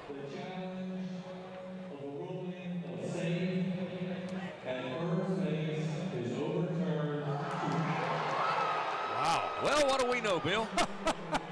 Need to get my eyes checked. Must have had another angle. So the Tigers win the challenge, and they'll keep 2 in their pocket as that ends the bottom of the second inning. So Chatagnier ruled out at first, and they leave 1 runner stranded at second base. So no runs, 1 hit, 1 man left on. Still 1-0 LSU. Top of the third coming up on the LSU Sports Radio Network. When you open a crisp, cold Bud Light, you know game day is here. You owe me $5. We mean every sound. Enjoy responsibly. 2022 Anheuser-Busch Bud Light Beer, St. Louis, Missouri. It's good to be able to make a change, to never feel stuck. That's why at Cox, we're making a change too. Now Cox Internet plans are flexible, so you can choose to just go with Internet, add TV tomorrow, or home automation down the line. It's easier than ever to get just what you want and nothing you don't. Flexible plans from Cox. Change anytime. No commitments, no penalties. See for yourself at cox.com/internet. Additional services can be added at then current regular rates. All services subject to residential customer service agreement and acceptable use policy. Restrictions apply. You all know Powerball. You know him, you love him. Now there's a new way to play. Introducing Powerball the Scratch-Off from the lottery. Win up to $15,000. But wait, there's more. Enter the second chance drawing for cool prizes like a VIP trip for two to the NASCAR Cup Series Championship weekend at Phoenix Raceway and a chance to cross the finish line with $1 million. Must be at least 21 to purchase. When you open a crisp, cold Bud Light, you know game day is here. You owe me $5. We mean every sound. Enjoy responsibly. 2022 Anheuser-Busch Bud Light Beer, St. Louis, Missouri. Back to the action of LSU Fighting Tiger Baseball on the LSU Sports Radio Network. Alex Milazzo leads it off for LSU. They lead 1-0, top of the third here in game one. First pitch to Milazzo, missing high from Rivas, and it's 1-0. Well, we thought LSU had made a mistake on a challenge on the throw from Thompson to Jones. We found out they knew better than we did. And the original call of safe at first by Chatinier was overturned for out number 3. Tigers maintain a 1-0 lead here. 2-0 the count to Milazzo. He's batting .341 on the year. Now he'll square to bunt, bring it back, but it's a strike nonetheless from Rivas, and it's 2-1.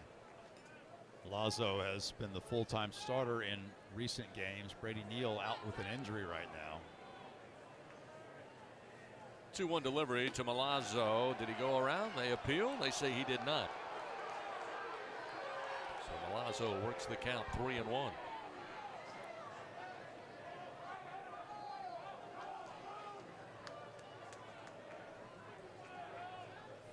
Rivas, the left-hander, fires. Milazzo takes the pitch, and it's a strike at the belt. That'll fill it up 3-2. A few more fans making their way here. The seat's not again full, but more so than right at first pitch. 3-2 in the air to right field. Groff coming over to his left, and he will have it for out number 1. Sharply hit, but at the center fielder for the Rebels. That will bring Gavin Dugas, who was a strikeout victim, caught looking. He will step to the plate for the second time tonight. I mentioned Rivas, transfer from the University of Indianapolis, actually competes at the Division II level. He had 157 strikeouts in 2 years there. Breaking ball to Dugas, who stays away, but it's a called strike at the knees. 0-1 by Xavier Rivas, who so far given up 1 hit, 1 run. It was unearned on an error assessed to the shortstop, Gonzalez. The 0-1 to Dugas spins him back, evens a count 1-1. He's got 4 strikeouts yet to give away a free pass.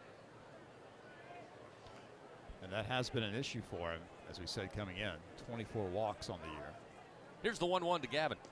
Stayed away, and it drops in low. Make it 2 balls, 1 strike to Dugas, who again batting .337. Had the injury diving for a line drive in game 1 against Kentucky last week. Did not play on Saturday, or rather Friday and Saturday.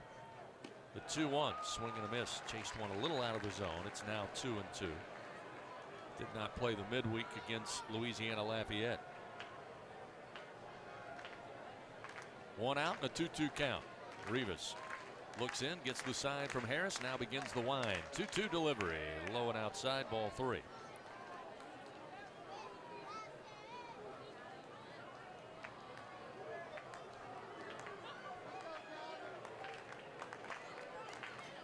Again, Ole Miss playing straight up here against Dugas. Payoff pitch, ground ball, fair, just inside the third base bag. Leger couldn't get to it, rolls all the way to the corner. Dugas around first, and he will have a 1-out stand-up double as Dugas adds double number 7 on the year. The Tigers threatening here with 1 away, and Trey Morgan coming to the plate. That double increases Gavin Dugas's current reached base streak to 33 consecutive games. And now in the last 6 games for LSU, he has 2 doubles, 1 triple, 1 homer, and 7 RBI. And looking for someone to drive him in here and add to that run scored total. That one just down the infield dirt, just right of the foul line, just inside the third base bag. Leger had no chance to get over to him. then made its way down deep into the corner. So now Morgan, who grounded out to the second baseman Chatinier, his first time up, stands in. The pitch to the left-hander, inside at the hands, 1-0. Morgan batting .295 with runners in scoring position so far this year. He's driven in 28 runs.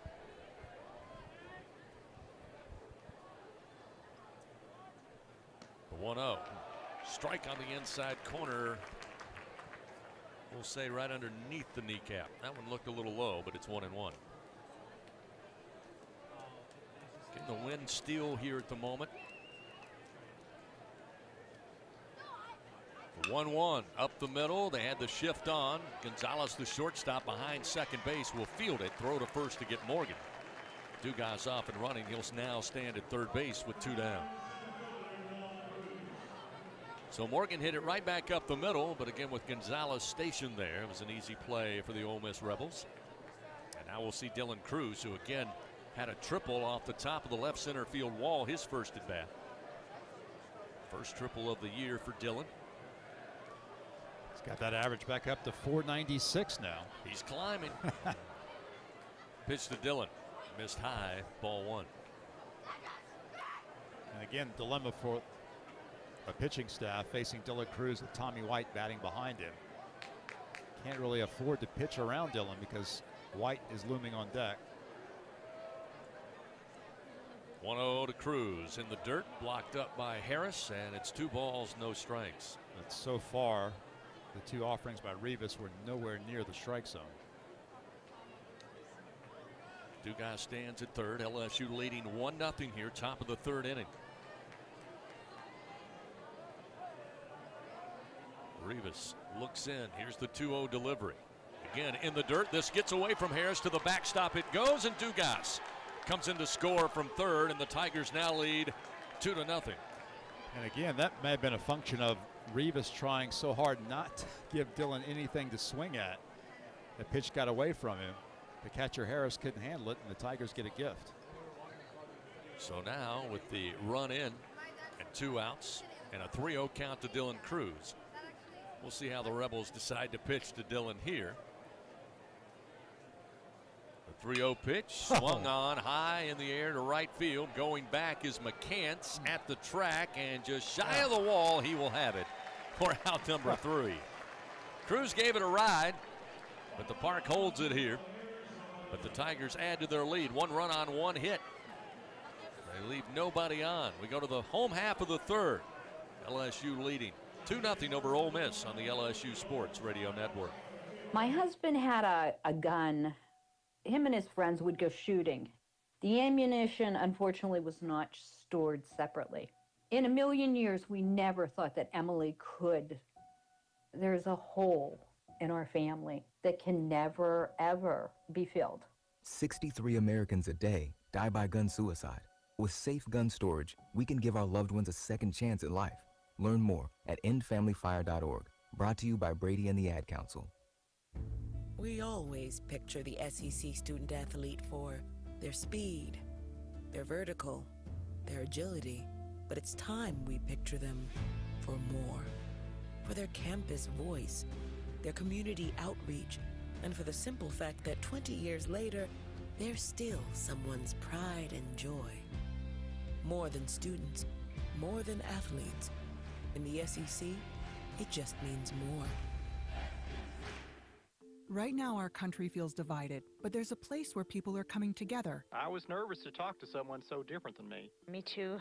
Love Has No Labels and One Small Step are helping people with different political views, beliefs, and experiences connect through conversation, and it feels good. This conversation gives me hope. It gives me a lot of hope too. Take a step toward bringing our country and your community together. Start a conversation at lovehasnolabels.com/onesmallstep. A message from StoryCorps, Love Has No Labels, and the Ad Council. LSU Fighting Tiger Baseball from the LSU Sports Radio Network. 2-0, LSU leads Ole Miss. Game 1 on this Friday night. Fans get low-rate, long-term financing right now on powerful Kubota tractors, mowers, and utility vehicles. Visit LSUKubotaDealers.com for your nearest Kubota dealer. Test drive a Kubota today. Ole Miss comes to the plate, again trailing 2-0 to LSU. Leading it off will be the bottom of the order. T.J. McCants, who made the play at the wall against Dylan Cruz to end it for the Tigers there in the top half of the third. First pitch from Skeens, a called strike on the outside corner. And it's 0-1. Here's a swing and a miss. Skeens gets ahead early. 0-2. Tommy White at third base was playing in on the infield grass, maybe expecting McCants. Has a 248 average, trying to maybe bunt for a hit. Now he'll back up behind third base with an 0-2 count. Skeens fires high and outside, 1-2. SEC scoreboard surely interesting tonight. Bill kind of gave us a preview before the start of tonight's game, but a couple of those games now final. Here's the 1-2, swung on, fouled out of play by McCants. Yeah, that battle in Knoxville between Vanderbilt and Tennessee, when we started this game, they'd gone to the 12th inning, tied at 3 apiece. It looks like now that game has gone final, and Tennessee does get a win. 4-3 Tennessee in 12 innings tonight over Vanderbilt. Ball's now 6-10 in the league. Vanderbilt is now 13-3 in conference play. 1 ball, 2 strikes, the count to McCants. Skeens comes after him, fastball down the middle, called strike 3. Skeens with his 5th Super One Food strikeout of the night. Not sure what McCants was looking for there, but that was just the old-fashioned speed ball. Again, right down the heart of the plate. A little bit of run on it, and that's, again, what makes Skeens so special. You don't normally see a batter buckle his knees on a fastball, but we did just there. Now back to the top of the order. Ethan Groff, who popped out shallow center field to Jordan Thompson, the shortstop, his first time up. First pitch from Skeens misses for ball 1, 1-0. Pitch to the right-hander, a strike at the knees, and it evens it up. 1 ball and 1 strike. Other scores around the league, as we told you prior to this game, Georgia defeats Arkansas again. Today's final was 7-3 Bulldogs, so Georgia has won the first 2 games of that series. 1-1, fouled back and towards the Sweets right side. 1 ball and 2 strikes. Things will begin to heat up as summer comes along, but fans, whenever you're ready to cool it down, you can always count on Slow Melt Ice. Colder, cleaner, and longer lasting since 1997. Check them out at slowmeltice.com. That's SLOMELTICE.com. 1 ball, 2 strikes. Pitch again swung on and fouled out of play right side. Keeps the count 1-2 to Ethan Groff, who's atop the order, batting .326. Started every game so far this year for Coach Bianco. Another 1-2 delivery. Breaking ball just missed the outside corner. Nice placement. Groff gave it a look but stayed away. Evens it up 2-2. Paul visibly frustrated by that call, but quickly recomposes himself and is ready to go again. 2 balls, 2 strikes. Skeens with 3 on the pitch clock. Fire, swing, and a miss. Back-to-back K's down on strikes. This time swinging is Groff. Strikeout number 6 on the night for Paul Skeens. And with 2 down, we'll see Calvin Harris for the 2nd time. Got aboard on a walk, was left stranded back in that first frame. Other finals tonight in the league. South Carolina defeats Florida 5-2. The Gamecocks have won the first 2 games of that series in Columbia. Tonight in Auburn, Auburn edges Mississippi State by a final of 2-1. Skeens about to fire his 51st pitch of the night as Harris, the left-hander, awaits. First delivery, breaking ball for a strike, and with his 51st pitch, that's 32 strikes to 19 balls so far for Paul Skeens. Harris, of course, picked up the base on balls back in the first. The 0-1, fastball at the knees, strike 2.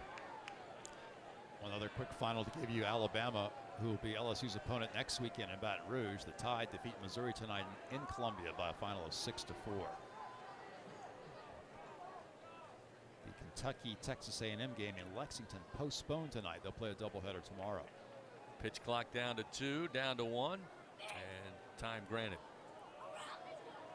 Nope. Now they're going to say both Harris stepped out, Skeen stepped off, but home plate umpire Alex Ransom said, no, I didn't grant anybody time. So that will give Harris ball 1 in the count. So now 1-2. I thought the way everybody was acting, it was kind of known it was a timeout, but doesn't matter unless the home plate umpire agrees. Here's the 1-2 pitch. Down in the dirt, evens it up 2-2.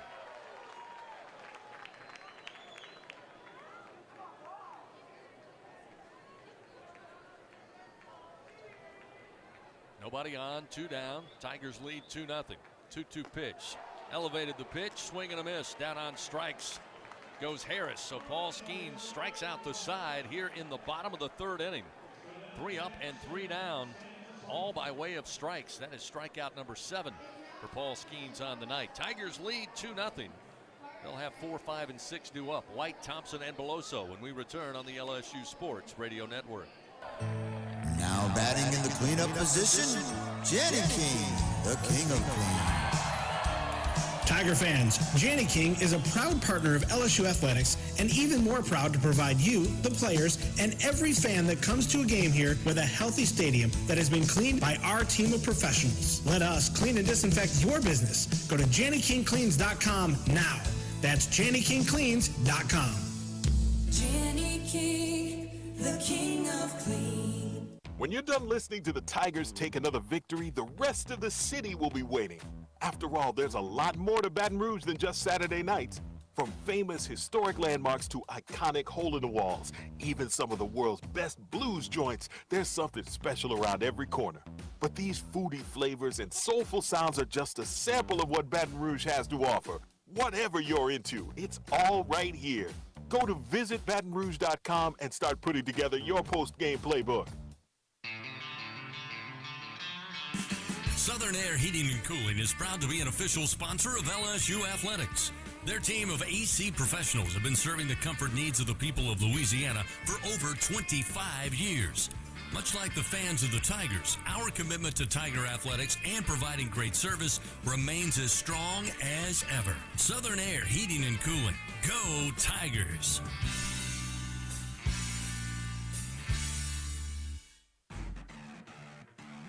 Back to the action of LSU Fighting Tiger Baseball on the LSU Sports Radio Network.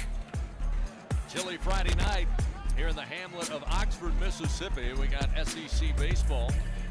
Top of the 4th, Tommy White to lead it off for LSU. They lead 2-0. And the first pitch, a breaking ball from Rivas, is bounced foul down the third base line.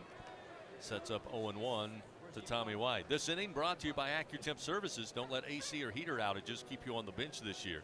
Text home run to 31996. Get your AC system checked from AccuTemp Services, proud partner of LSU Athletics. Here's an off-speed delivery from Rivas that was, well, letter high, but they'll say in the strike zone, so that makes it 0-2. Rivas now at 64 pitches early here in the 4th inning. 2-0 pitch. Check swing and foul down the line into the seats and left.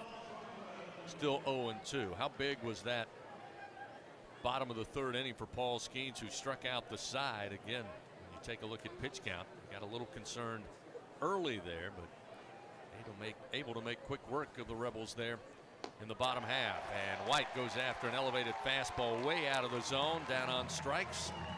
Rivas records his 5th punch out of the night, and there's one gone for the Tigers. That'll bring Jordan Thompson to the plate. Thompson, a strikeout victim as well last time.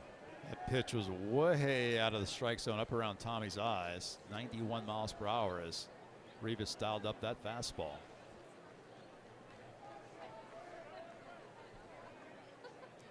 Thompson awaits. The left-hander Rivas fires, and it misses high, ball 1.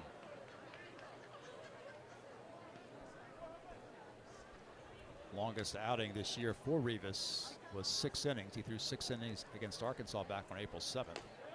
Off-speed pitch lands in a little high to Thompson. That'll make it 2 balls, no strikes.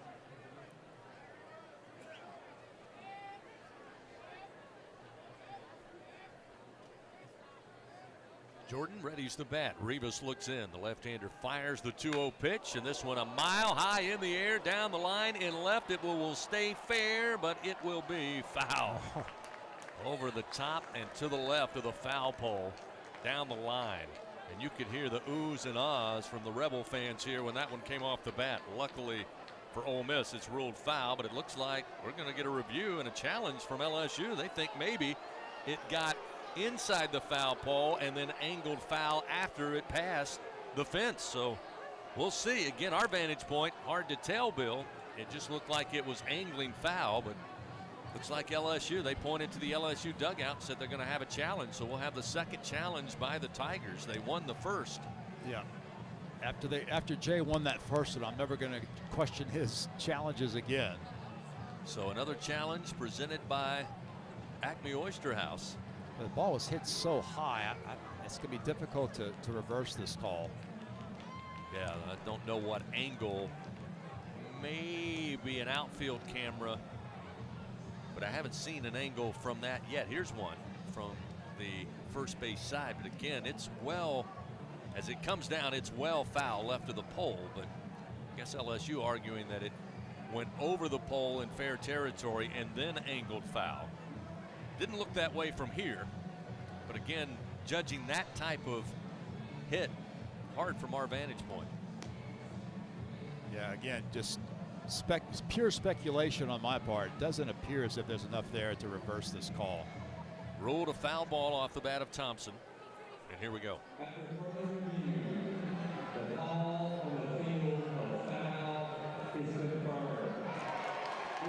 So it is ruled a foul ball after review. Thompson will come back to the plate. 2-1 the count.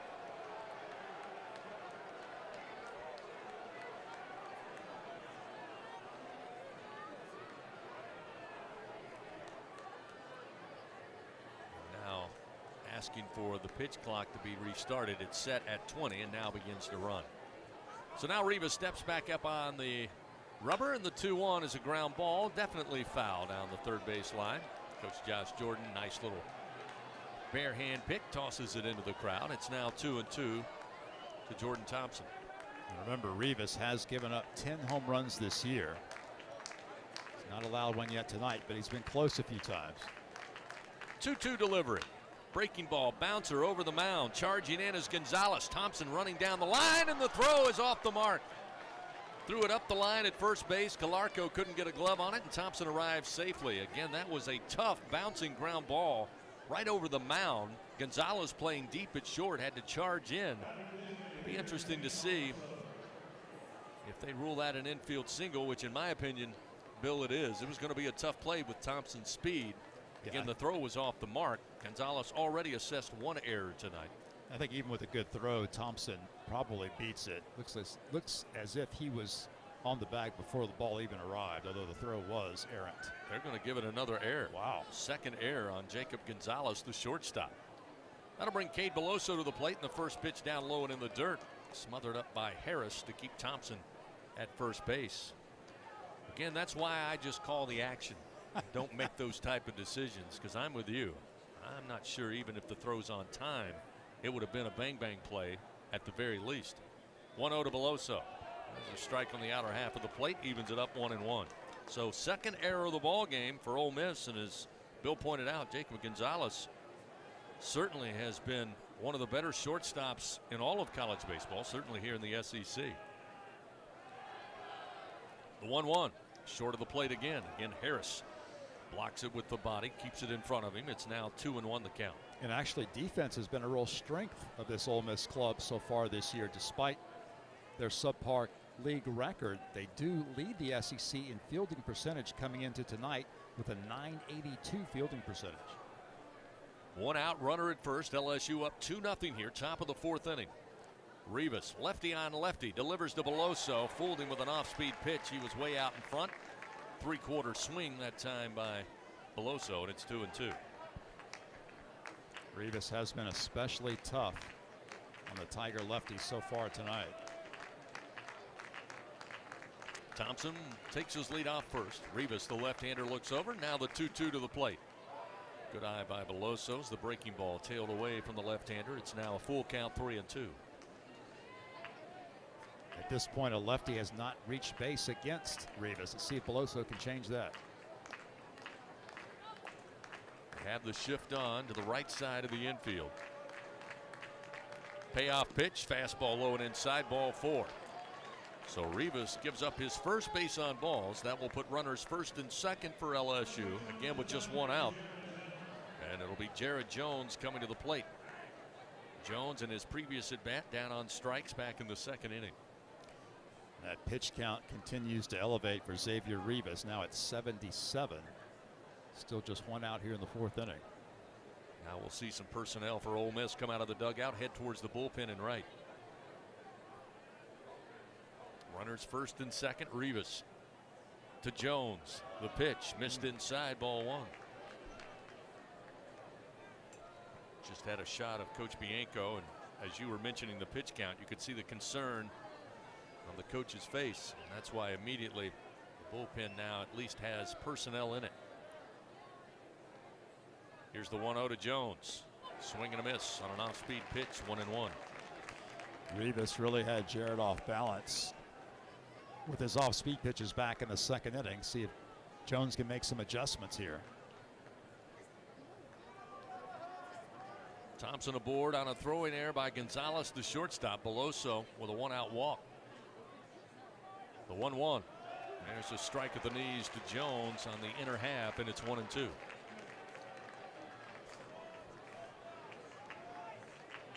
The velocity been in pretty spot on, about 92 miles an hour for most of the fastballs from Rivas tonight. But he's kept a lot of it low in the zone. Here's the 1-2, and this one well short, down in the dirt. Going to be picked up by Harris. Thompson on his way to third. There'll be no throw. Now runners on the corners as Beloso stays put. It's a great read that time by Jordan Thompson. As soon as the ball left the hand of Rivas, he read it perfectly and was on his way to third base and gets in safely. He could tell it was going to be in the dirt. So now a 2-2 count. Potential run just 90 feet away. Runners on the corners with 1 out. Jones at the plate. Rivas, the left-hander, pitches to the freshman, and a swing and a miss. Down on strikes goes Jones for the 2nd time tonight. Big 2nd out of the inning if you're Xavier Rivas here. And now you'll see Braden Jobert.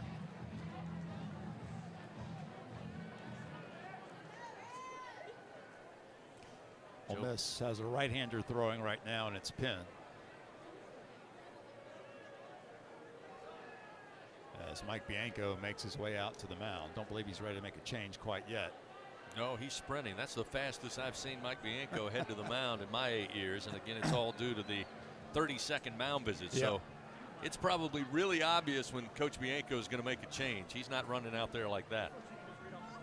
He's got a right-hander in the pin right now. That's Cole Ketchum, who's a true freshman out of West Point, Mississippi. Now Mike's done and jogs back to the first base dugout. In this inning brought to you by AccuTemp Services. Don't let AC or heater outages keep you on the bench this year. Text home run to 31996 and get an AC system check from AccuTemp Services, proud partner of LSU Athletics. So now Jobert stands in after the quick meeting. Runners on the corners with 2 outs. The pitch to Jobert, swing and a miss. Chase one down in the zone is another off-speed pitch from Rivas to the left-handed hitting Jobert. Braden's been okay against lefties. He's 8 for 30, batting .267 against left-handed pitching. Thompson at third, Beloso at first base. The 0-1 with Beloso off and running, and he will get into second without a throw. So a quick jump by Beloso. Harris fakes the throw. Although Jobert now down in the count, 0-2. So now 2 runners in scoring position with the Tigers up 2-0 here. Still plenty of baseball left, top of the 4th inning. Rivas fires, and it misses low and away. 1 ball, 2 strikes to Braden Jobert.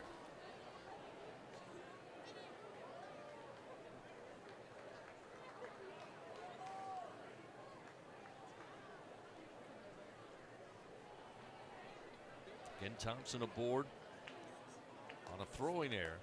Beloso aboard on a walk. And now time called, granted to Jobert, who steps out. 1-2 the count.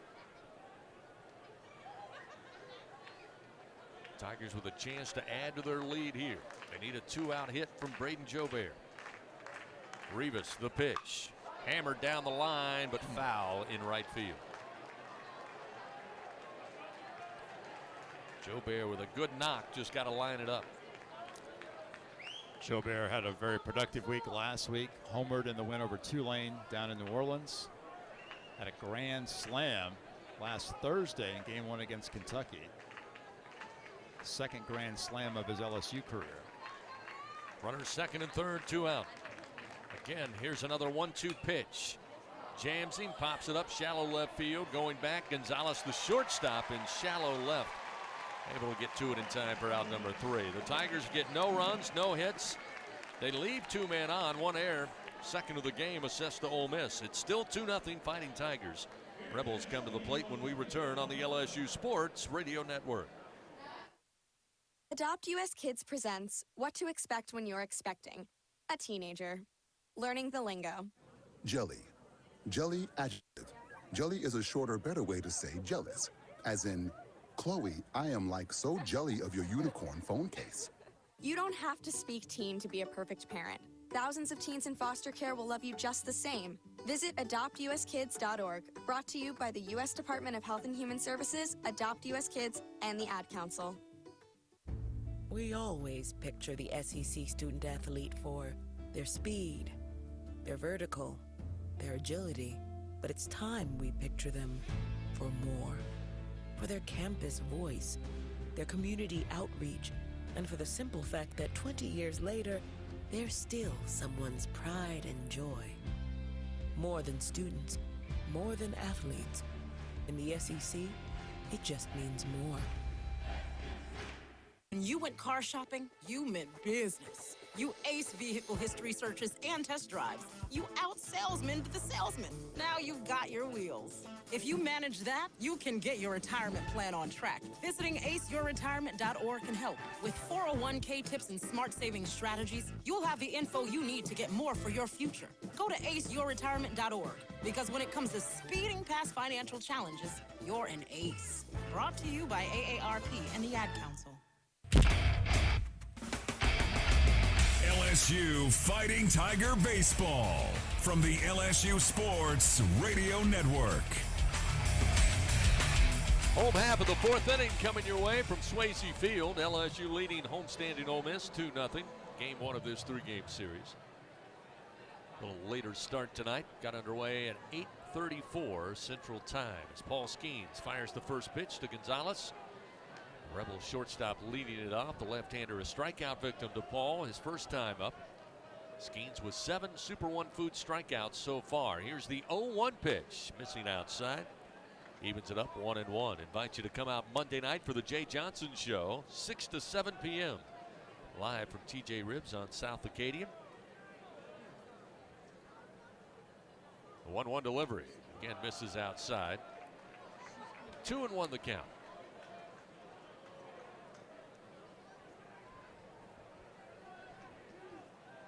Gonzalez, 336 average on the year. 396 when leading off the inning. Here's a swing and a miss. Nowhere close on that one. Skeens evens the count. 2 balls, 2 strikes. Skeens has done a nice job in keeping the leadoff man off base so far. 2-2 pitch. Little swing and a foul ball down the line. Into the seats and left, out of play. Still 2-2.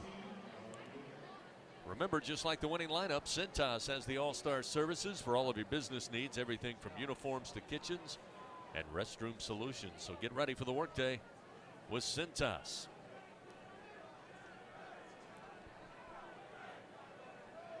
Two and two the count to Gonzalez. Here's the pitch again. Late coming around, fouls this one off left side. Still 2-2. See a lot of fans here bundling up now. There's a few, Bill, that are trying to brave it with the polo shirts, short sleeves. A lot of people have the pullovers and jackets on tonight. The 2-2, swing and a miss. Couldn't catch up to that high heater. And Skeens again records yet another Super One Food strikeout. That's 8 on the night. Well on his way, Bill. Yep. To double-digit strikeouts. Absolutely. Of course, he had a career-high 13 last week against Kentucky in just 6 innings of work. So now we'll see the Kemp Alderman, the left fielder, step in. First pitch, a strike just above the belt. Another fastball from Skeens gets ahead 0-1. And with LSU's pitching depth issues right now, obviously the Tigers need a extended outings from Skeens tonight. The 0-1 just missed a bit outside. 1-1. Good news is that Nate Ackenhausen may be available this weekend. He's been battling that hamstring injury. 1-1 from Skeens. Hit in the air, line drive, base hit into right field. Joe Bear couldn't cut it off. He'll have to chase it to the track, to the wall, and Alderman on his way in with a 1-out double. Brings the crowd here to life. That one smacked right to right center field. Again, Joe Bear playing traditional right field. Couldn't get to it in time, and allows for Alderman to pick up yet another double on the year. So for the second time tonight, Ole Miss has a runner in scoring position with 1 down. We'll see the first baseman, Anthony Calarco. Definitely the hardest hit ball of the night against Paul Skeens, as Alderman slaps it the opposite way. So now we'll see Calarco. He's caught looking his first time up. And the first pitch almost caught him. Just missed him inside, and it's 1-0. And that'll bring Wes Johnson now, the pitching coach, sprinting out to visit with Paul Skeens. So time called. Apparently Ole Miss fans not real delighted with timeouts.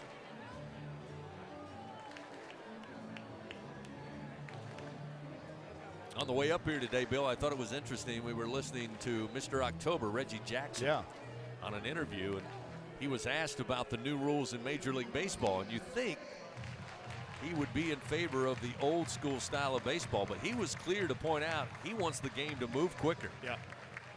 He definitely liked it. He said, man, when I played, I wanted to hit. I wanted to be in the box. I didn't step out and make a lot of adjustments. He likes what it's done for baseball. It feels like it'll make it a more entertaining game and bring people back into baseball. The 1-0 pitch swung on, lifted foul, out of play off the bat of Calarco. Now 1 ball, 1 strike, 1 out, runner at second. Yeah, he thought it was ludicrous for baseball games to last 3 hours and 54 minutes, he said. I believe he said they used to play baseball in like an hour and a half. There's a strike to Calarco. Make it 1-2, which is still hard to imagine. I'm going to show my age, but he reeled off the names of a lot of great pitchers from his era, like Tom Seaver and Jim Palmer and Catfish Hunter, and said those guys, they were done in an hour and 50 minutes. Never heard of them. Yeah. I'm joking.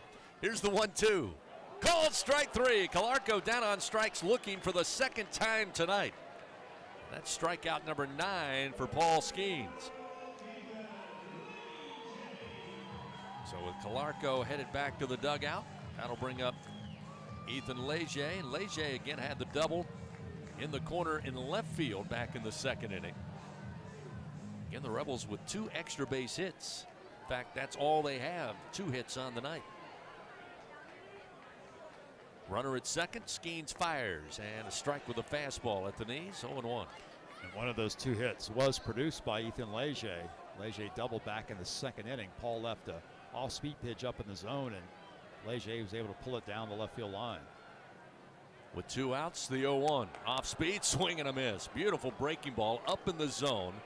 Late break from Skeens, and nowhere close was Leger with the bat. It's 0-2.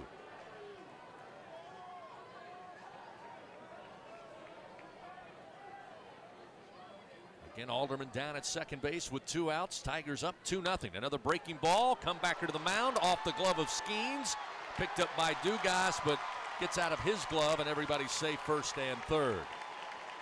Again, just out of the reach of Skeens, who saw it coming, was standing on about midway up the mound and tried to leap and just caught the very edge of his glove, slowed it down. Dugas would not have had a play had he fielded it cleanly. So just tough luck again for Skeens and the Tigers. So with 2 outs, runners first and third.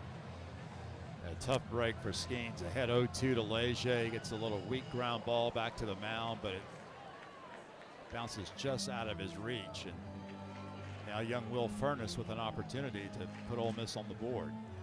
Furness, a strikeout victim. He was caught looking his first time up in the second inning. Skeens spent the majority of the offerings inside to the big left-handed hitter. So now with Alderman at third, Leger at first. First pitch sent back foul. Just missing that one is Furness, and it's 0-1.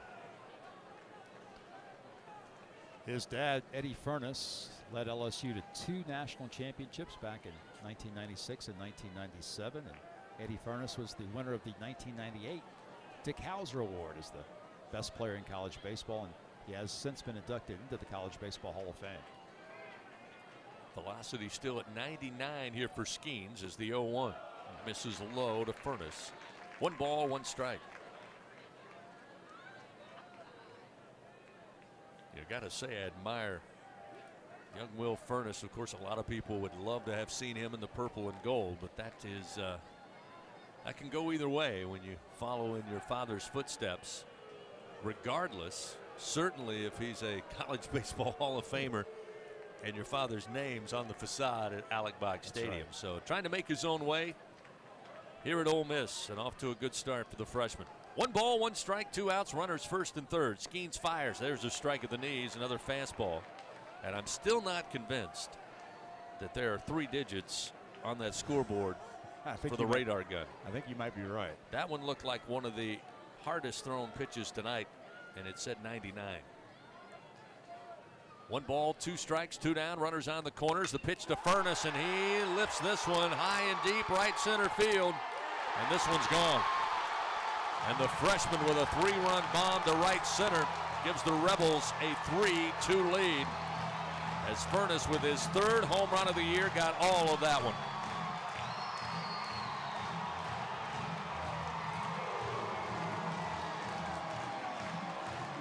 Definitely resembled his dad on that swing.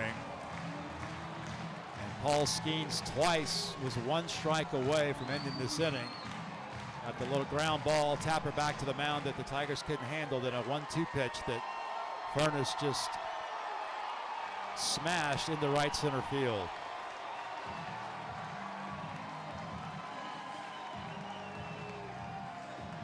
This game of baseball, it can turn on a dime.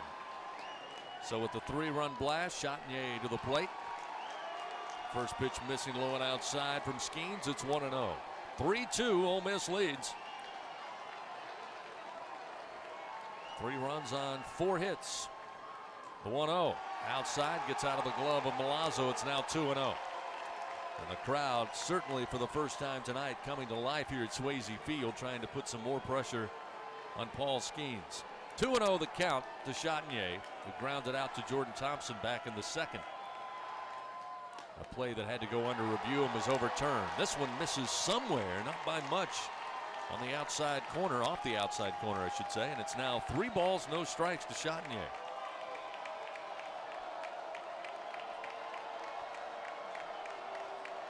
.30 pitch down the middle for a strike with the take on. It's now 3-1.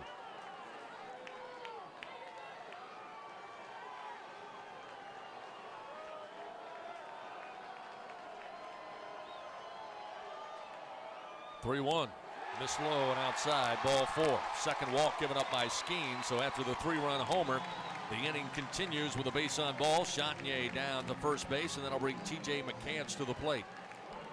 McCants caught looking by Skeens back in the 3rd inning. And the tone of this game has changed dramatically, as this crowd really had not much to cheer for until that Furness home run. Now it's on its feet. Again, Tommy White playing at third base on the infield grass as McCants does not square but takes the pitch, and it's low for ball 1. Coming up will be the 82nd pitch from Paul Skeens on the night, but first time called. Jordan Thompson coming in from short. Alex Milazzo will join them on the mound to talk it over with Paul Skeens. 3 runs on 3 hits, the 2 hardest balls that the Rebels able to hit tonight coming in this inning. Alderman with a double to right center. Then Leger with a little bouncer for an infield single, got aboard, and then Will Furness, 3rd home run of the year to right center field. Rebels lead 3-2. Pitch is low from Skeens, and now suddenly the strike zone elusive. It's 2-0.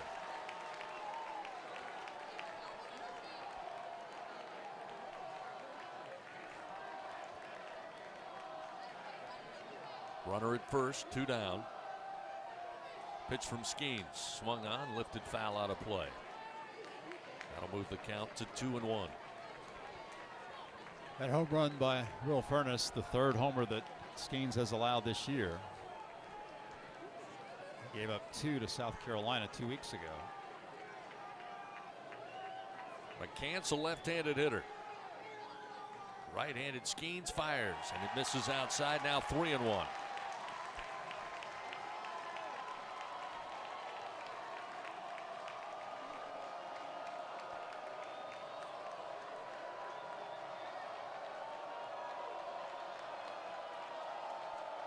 Two outs, runner at first.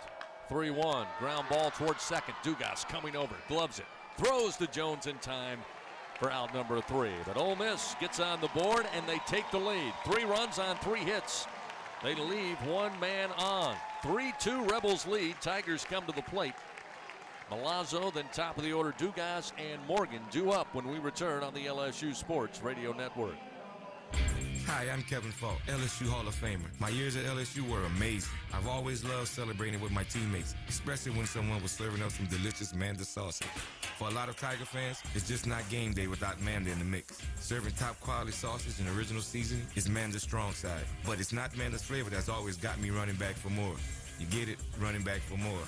After 75 years, the flavor still says it all. Manda Fine Meats, the official smoke sauce of LSU Athletics.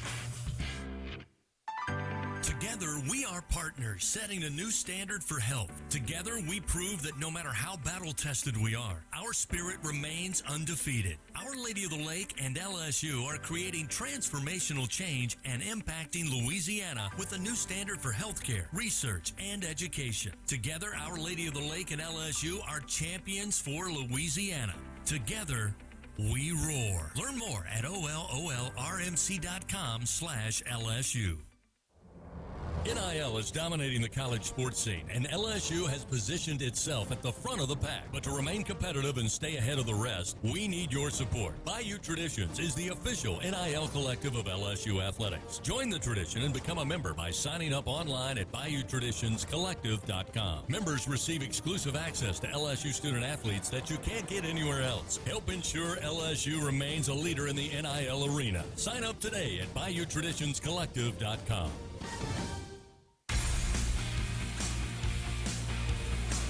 To the action of LSU Fighting Tiger Baseball on the LSU Sports Radio Network. LSU comes to the plate, top of the 5th inning, trailing 3-2 to Ole Miss as Alex Milazzo will get things started for the Tigers. And the first pitch from Rivas missed high for ball 1. Milazzo fly ball out to center fielder Ethan Groff, his first time up back in the 3rd. The 1-0. At the belt for a strike, and it's 1 ball and 1 strike. This will be pitch number 90 for Xavier Rivas, as the Rebels do have a right-hander in their pen. Here's the 1-1 to Milazzo, off speed and way outside. Ball 2, 2-1.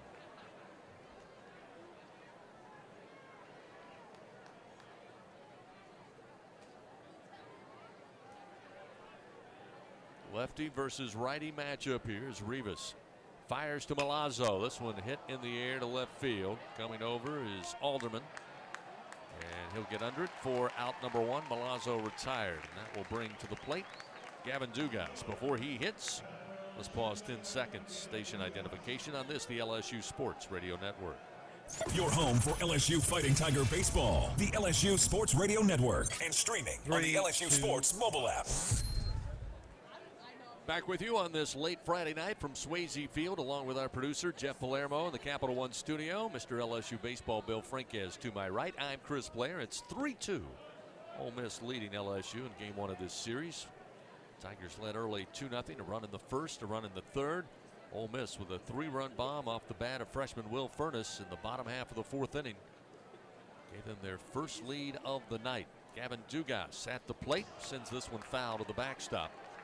Evens the count, 1 ball and 1 strike. Dugas tonight caught looking to start the game back in the first. Picked up his 7th double of the year back in the 3rd inning. Came around to score that 2nd run of the game for LSU. 1-1 from Rivas. Way outside and high once again, 2-1.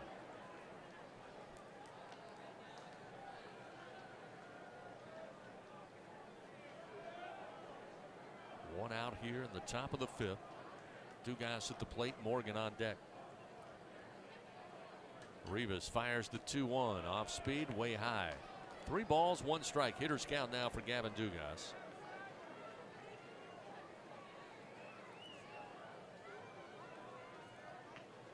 Who has a penchant for home runs down the left field line. The 3-1 way outside, ball 4. So Rivas gives up the walk. That's his 2nd base on balls given up.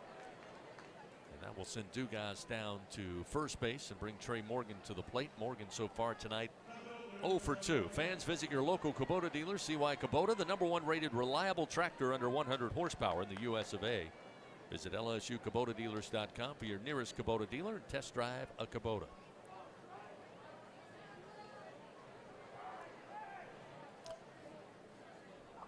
Morgan a couple of ground outs on the night, 1 to second, 1 to shortstop. Rivas fires to the left-hander, and the first pitch misses for ball 1.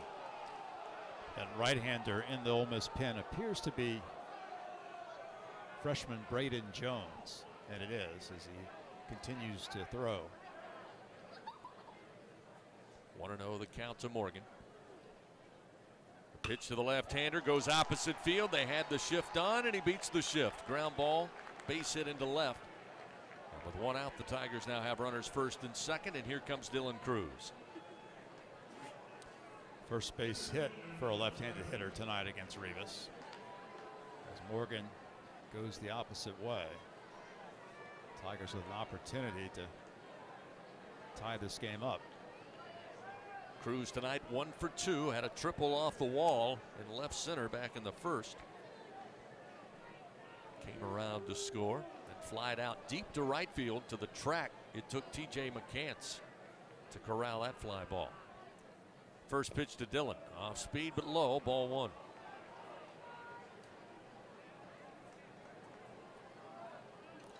Feels like it's been a while since Dylan's had a home run.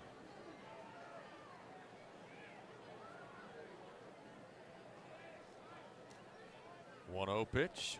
Another breaking ball, but this time over for a strike to make it 1-1. His last home run came in the Arkansas series, game 2 of the doubleheader on that Saturday, back on March 25th. He needs to get to double digits when it comes to home runs. There's the 1-1. Breaking ball down in the dirt. 2-1.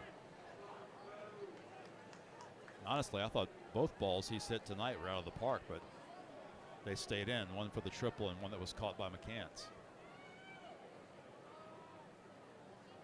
Runners first and second, 1 out. 2-1 to Cruz. Fastball misses high from Rivas. Now make it 3-1. Rivas now is over 100 pitches. That's 102 thrown by the lefty.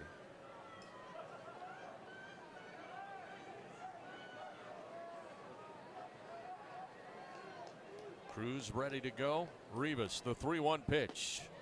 Missed inside, ball 4. That'll load the bases.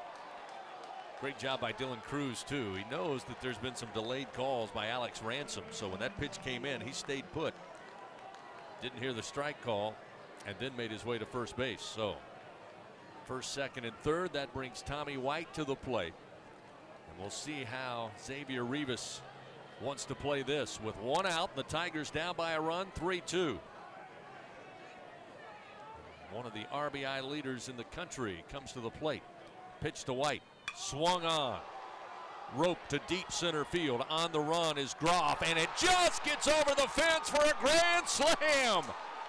Cleared the fence by mere inches, straight away center field.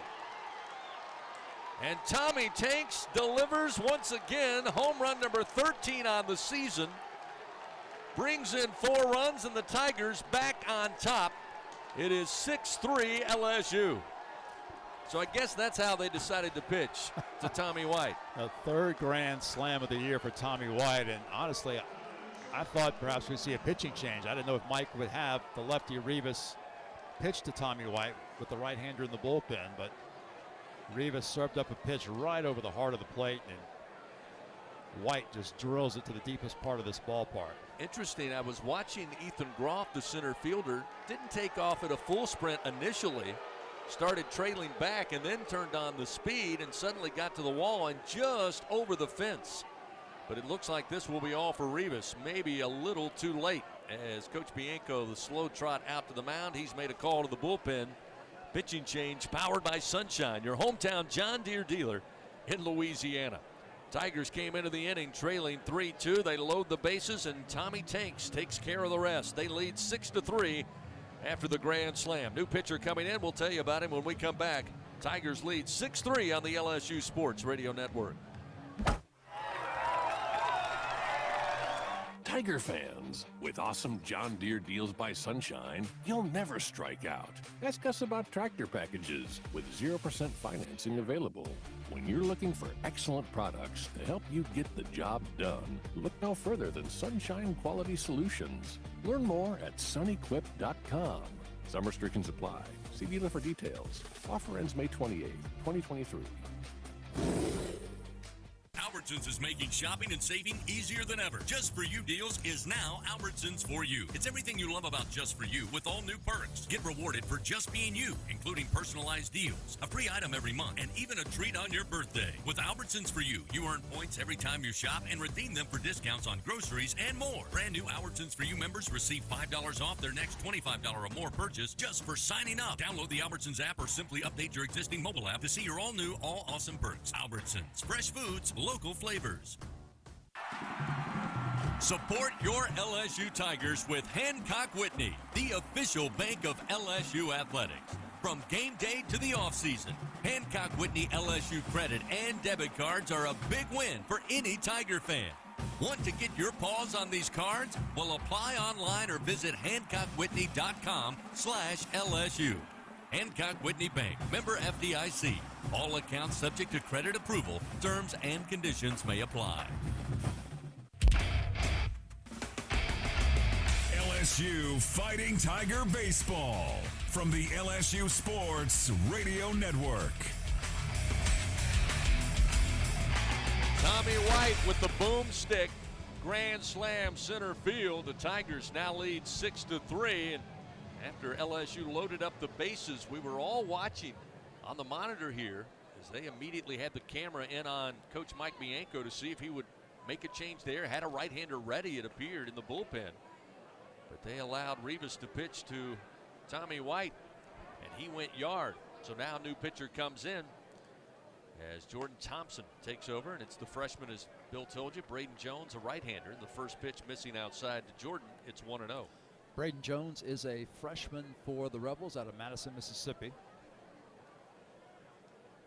1-0. Strike on the inside corner. That'll even it up. 1 ball and 1 strike. Right-hander stands 6 feet tall, weighs 200 pounds. On the year, he is 1-0 with a 2.33 ERA. This is his 14th relief appearance this season. The 1-1. Ground ball, opposite field. Nice backhand by Calarco, the first baseman. He will flip to Jones covering at first, and Thompson retired. Nice play by the Rebel first baseman. Will be the second out of the inning. And we'll see Cade Beloso. I'll give you the final numbers on Xavier Rivas, the Ole Miss starter. He goes 4 1/3 innings, gives up 6 runs, 5 earned, 4 hits. He walked 3 and struck out 6 through 104 pitches. First pitch to Beloso, sails high for ball 1. Cade tonight flew out, I should say, to center field, aboard on a walk in the 4th inning. Again, the extreme shift on to the left-handed hitters. This pitch misses inside. 2 balls, no strikes. So after Swayze Field in the stadium here got a little life to it after Ole Miss took the lead on a 3-run bomb by Will Furness, it has got him quiet again as this one fouled off the end of the bat. Back behind the plate. 2-1 the count to Beloso. There's almost part of me, Bill, that feels bad for those out there in right field that tossed the beverages after that home run, because now it's quiet. There's not a lot of action, and it's pretty cold out here. That one misses low to Beloso, and it's now 3-1. Still don't understand why you'd want to throw a beer, especially a perfectly good beer, too. Especially at the prices that they're probably paid. Pitch inside, misses ball 4. So after getting the ground out on Thompson, Braden Jones now will walk Cade Beloso, puts a runner aboard with 2 outs, and it brings Jared Jones, who will face a new Rebel pitcher after striking out to the starter, Xavier Rivas. Shift on for Jared Jones as well. 3 defenders on the left side. First pitch to Jarrett. High and inside. Did he go around? They'll appeal to first. They say no. Well, if college students today are anything like they were in our day, Bill, I'm sure they weren't spending a ton of money on the swill they have out there in right field. Here's the 1-0. Strike on the inside corner, make it 1-1. Yeah, I remember when you could buy a cup of beer for $0.25 back in the day on the LSU, or just outside the LSU campus. That's right, just outside. Yeah. Runner at first. Here's the 1-1. Just missed. Wow, and Braden Jones can't believe it. He did a little back bend there looking at the home plate umpire. It's now 2-1.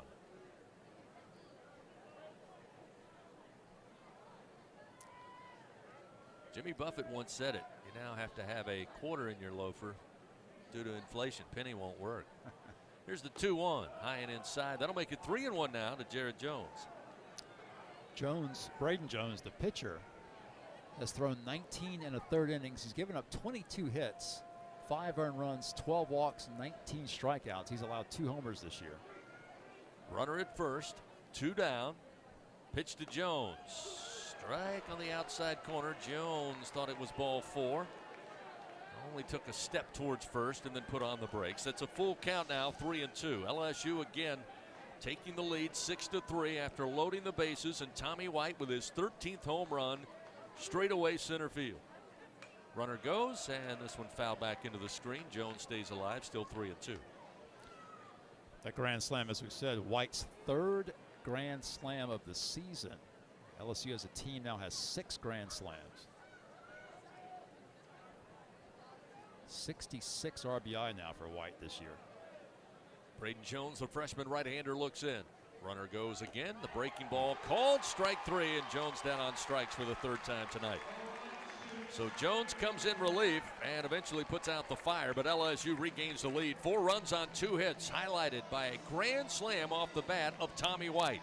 It's 6-3. Tigers lead. We now move to the bottom of the 5th inning here from Oxford on the LSU Sports Radio Network. International is Louisiana's premier employee benefits and commercial insurance brokerage. Hub can insure just about any risk that your business faces. Did you know Hub even insured the bonuses for our football coaches in 2022? Hub specializes in the construction, healthcare, real estate, and hospitality industries. Chances are you're probably already doing business with someone who does business with Hub. Turn to the agency that the Tigers, Saints, and Pelicans choose. Hub International. Visit them today at hubinternational.com. You all know Powerball. You know him, you love him. Now there's a new way to play. Introducing Powerball the Scratch-Off from the lottery. Win up to $15,000. But wait, there's more. Enter the second chance drawing for cool prizes like a VIP trip for 2 to the NASCAR Cup Series Championship weekend at Phoenix Raceway and a chance to cross the finish line with $1 million. Must be at least 21 to purchase. And we're back with breaking news. Coke Zero Sugar might be the best Coke ever. That's right, Jim. Coke Zero Sugar is a must-try for any Coke fan, so make sure you... Jim. Jim. We're on the air. Ooh, yes, this tastes like the best Coke ever to me. Your thoughts, Jen? Well, can I have a sip? Jen, we're in the middle of reporting the news. I need to try it first. Back to the action of LSU Fighting Tiger Baseball on the LSU Sports Radio Network. 6-3 LSU leads, bottom of the 5th inning. Ethan Groff atop the order leads it off in the first pitch of Skeens lofted in the air to left field. Morgan having to come over. Was playing really in left center and got to it, goes to a knee and holds on for out number 1. Another fantastic play by the Tiger left fielder, sometimes first baseman, and all-around college baseball star. Great play by Trey Morgan to rob what could have been extra bases that time for Groff if that gets by Trey. So 1 down, and we'll see Calvin Harris. Skeens looks to be re-energized. Wanted that one. They'll say just missed outside, and it's 1-0 to Harris, who tonight is 0 for 1. Aboard on a walk in the first, and Skeens got him on a strikeout back in the third. Here's the 1-0 delivery to the left-hander. Late coming around. Swing and a miss. 1-1. Really was a brilliant play by Trey Morgan. He was shaded well over toward left center field against Groff and had to go a long way to his right. Made a great play. The 1-1 slap foul back behind us, out of play, and it's 1 ball, 2 strikes. Tiger fans, get ready to taste victory with a Victory Grill from Barbecue Guys.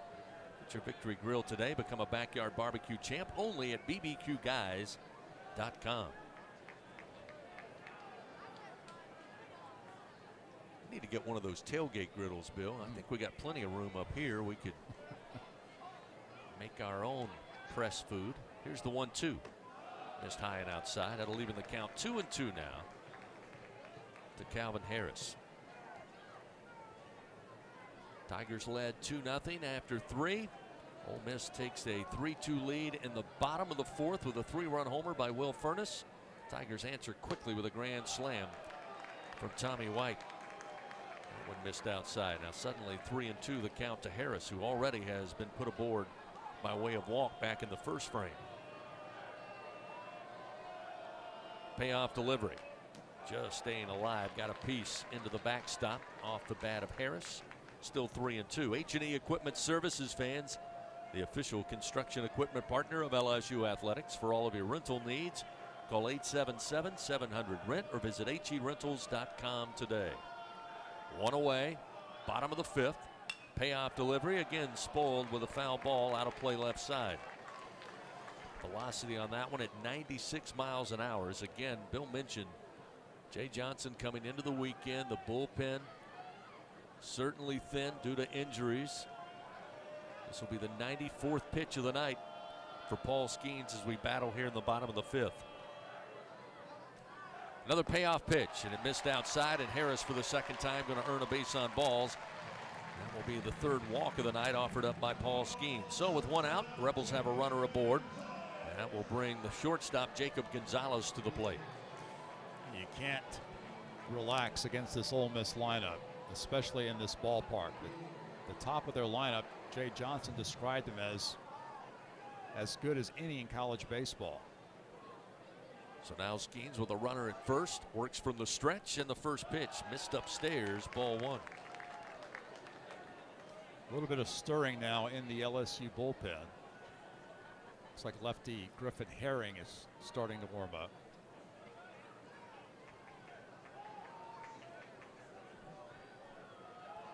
Skeens checks the runner. Now the 1-0 pitch. Inside, missed ball 2, 2-0. We mentioned the bullpen being a little thin. Nice to know we may see the return of Nate Ackenhausen this weekend, which certainly would help bolster the bullpen. But on top of that, the story I still say this week has been the return of Javen Coleman, who looked really good in the 1 inning of work on Tuesday night. Here's a swing and a miss. That'll make it 2-1 now to Gonzalez, who, by the way, struck out twice to Paul Skeens, part of 9 Super One Food strikeout for the Tiger right-hander here in Game 1 so far. Skeens 2-1 pitch. High in the air to left field. Morgan going over, plenty of room. Settles under it, and he will make the grab for out number 2. That will send Harris back to first base. Javen Coleman did look very impressive in that 1 inning of work on Tuesday night against UL Lafayette. Hopefully that's a sign of things to come. LSU really needs him at this point with the injuries the Tigers have suffered, namely to Nate Ackenhausen, to Chase Shores, to Garrett Edwards. And we are hoping to see Ackenhausen at some point this weekend. Kemp Alderman had a double, came around to score in that 4th inning on the 3-run homer by Furness as the breaking ball misses outside. Alderman able to hold back as they appeal down to first, and it's ball 1. 15 home runs, 51 RBIs for Alderman.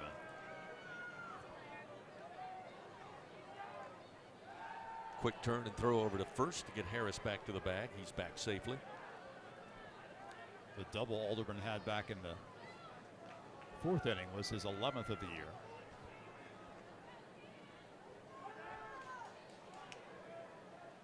Here's the 1-0 pitch. Swing and a miss.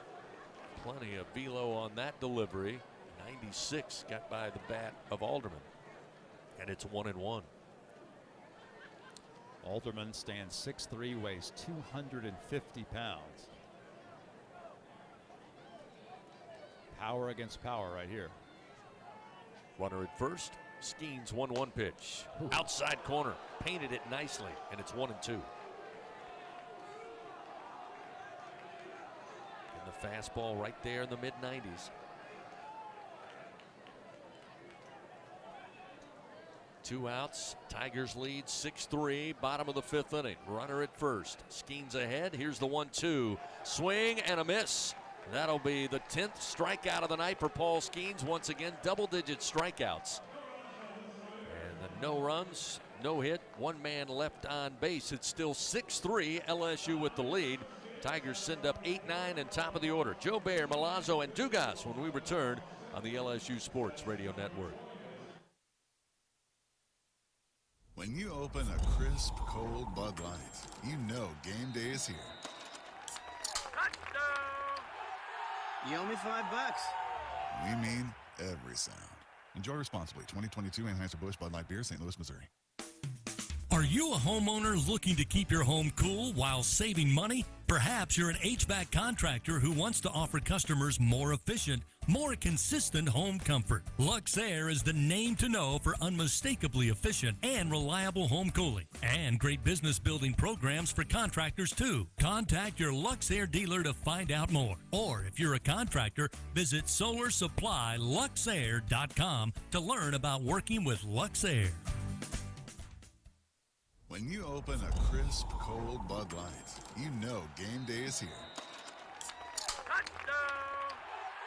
You owe me $5. We mean every sound. Enjoy responsibly. 2022 Anheuser-Busch Bud Light Beer, St. Louis, Missouri. Straddling the mighty Mississippi between Baton Rouge and New Orleans, Ascension Parish is Louisiana's sweet spot for a perfect weekend stopover, shop-over stay. Shop at Tanger Outlet's 60-plus designer and brand name stores. Tour fabulous Homa's House, Mansion, and Gardens. Visit Sugar-Filled Spirits Distillery, known for its unique spirits, wines, and ciders made from real local ingredients and flavors, or so many other interesting nearby attractions. Just a half hour east of Baton Rouge's Tiger Stadium and 1 hour west of New Orleans. Ascension Parish, your Baton Rouge to New Orleans stopover, shopover spot. For more info, check out visitlasweetspot.com. Back to the action of LSU Fighting Tiger Baseball on the LSU Sports Radio Network.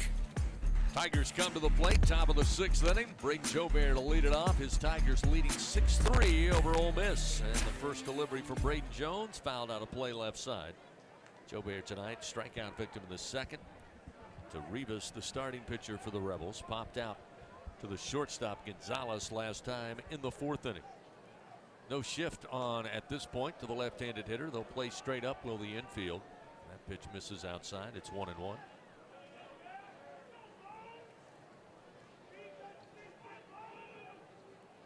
Freshman right-hander fires, and a swing and a miss. Fastball at 91, and it's 1 ball, 2 strikes. TJ Ribs, legendary Louisiana barbecue, and of course home of the Jay Johnson Show, official barbecue restaurant of LSU Athletics. Want to catch a game, they'll have it on all the time. 1-2 misses high and outside, evens it up. 2 balls, 2 strikes. They've got to-go tailgate packages for baseball. Of course, event catering for any of your special occasions. Located on Acadian Thruway and Segan Lane. You can visit them online, tjribs.com. Here's the 2-2 pitch to Joe Bear, and it's a called strike 3. Caught looking, second strikeout of the night for Joe Bear. Braden Jones, the freshman, gets his second punch out. And there's 1 gone. That'll bring Alex Milazzo to the plate, who's 0 for 2.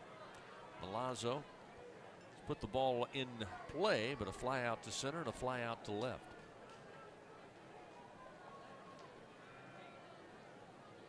Wind picking up a little bit, blowing left to right towards the student section in right field. Pitch to Milazzo, missing inside, ball one.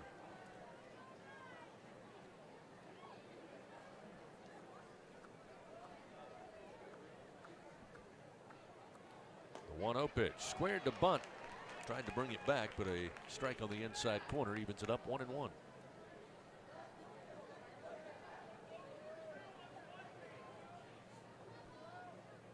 1-1 to Alex. Another pitch on the inside corner, and that will get Jones ahead, 1-2. Looks like everything else is final tonight in the SEC. We'll get you up to date on all those scores. 1-2 pitch, swing and a miss. Back-to-back punch-outs now for Braden Jones, and there's 2 gone for the Tigers here in the top of the 6th. That'll take us to the top of the order, and Gavin Dugas. That's 3 straight strikeouts now for Braden Jones. He struck out Jared Jones to end the 5th inning. Now leads off the 6th with back-to-back Ks. Dugas 1 for 2, had a double in the 3rd, a board on a walk in the 5th inning. He scored on both occasions, and now Dugas called time. Jay Johnson brings him over to talk to he and Morgan at the on-deck circle. Jay can sense that Braden Jones is in a real rhythm right now, and this might be a way to try to break some of that rhythm. So home plate umpire Alex Ransom comes over. The meeting breaks up. Dugas headed back to the plate. Reminder fans, Dudley DeBosier stands up for the purple and gold. They fight for Tiger fans all across Louisiana. Dudley DeBosier proud to be an official partner of LSU Athletics. Braden Jones' first delivery down in the dirt, ball 1 to Dugas.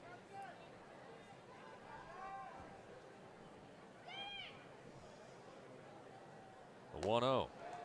There's a strike down the middle. Evens it up, 1 ball, 1 strike. Saw Gavin when we got to the hotel today. He was all smiles. I said, how you feeling? He said, I'm feeling good, gonna play tonight. I said, sounds good to me. 1-1 on the inside corner at the hands, a called strike. It's 1-2. I saw the elder Dugas in the hotel, Gavin's dad, also today, proudly wearing his son's number 8 jersey. The 1-2 down in the dirt. Evens it up 2-2. And by the way, Dugas was downstairs in the lobby, making sure his parents' room would be ready when they arrived. How about that? That is something that all children should learn from and treating their parents properly. A great family out of Houma, Louisiana.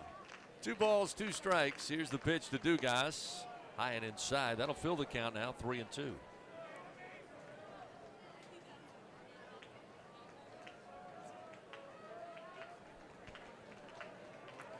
Dugas a .343 average. The payoff pitch. Again inside. This time Dugas couldn't find it with the bat. Down on strikes, and Braden Jones with a good inning. Strikes out the side, and that's all for LSU. No runs, no hits, nobody gets on base. Still 6-3, Fighting Tigers lead. Ole Miss comes to the plate as we head to the bottom of the 6th inning on the LSU Sports Radio Network. Tom has been a teacher for over 40 years. One day, I think one of the students had asked the question and he didn't remember the answer. And I also noticed that he was letting his class out earlier than they were supposed to let out. I was really starting to worry. Levi and I talked about how it would change our lives, but he was there beside me. When something feels different, it could be Alzheimer's. Now is the time to talk. Visit alz.org/ourstories to learn more. A message from the Alzheimer's Association and the Ad Council.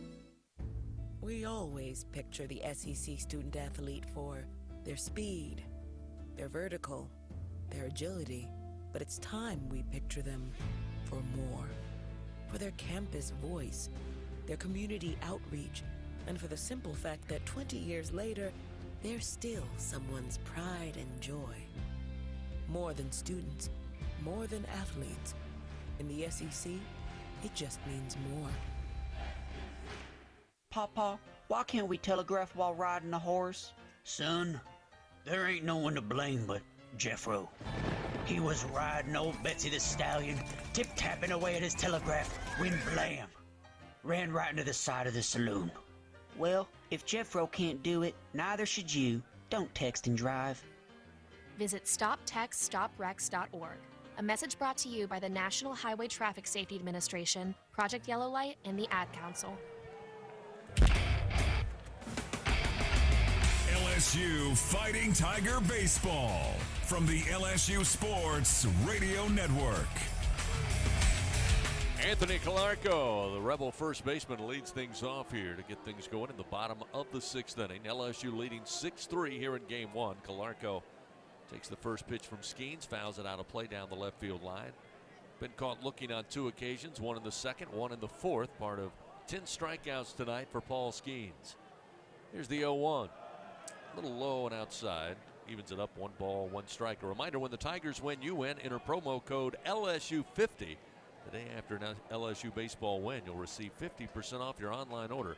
PapaJohns.com. The 1-1 rifle to right field, right at Joe Bear. Comes in a couple of steps, and Braden will have it for out number 1. A loud out, but nonetheless, 1 gone. Will bring Ethan Leger to the plate. Leger tonight, 2 for 2. Had a double in the 2nd, left stranded. Got aboard on a single in the 4th inning. A little bouncer right back up the middle. An infield single got him aboard. Again, came in to score on that 3-run homer from Will Furness, who will stand on deck. First pitch, a called strike from Skeens, and it's 0-1. Skeens with this pitch will equal his season high for pitches at 107. Here's the 0-1. Misses outside with a fastball. 1 ball and 1 strike. Threw 107 pitches back on March 30th when he defeated Tennessee. That was a 7-inning outing. Here's the 1-1. Little tapper, and it's fouled on the third base line. So Skeens gets ahead. 1 ball, 2 strikes. So most likely this is Paul's last inning. And then he'll turn it over to the Tiger bullpen for the final 3. 1 ball, 2 strikes.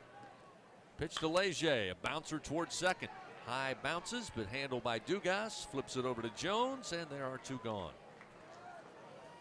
So another bouncing ground ball, but this one right at the Tigers' second baseman. And we'll see Will Furness come to the plate. Had the 3-run homer, his 3rd of the season for the true freshman. Now with the bases empty, he'll face Paul Skeens for a 2nd time. He was caught looking his first at bat in the 2nd inning.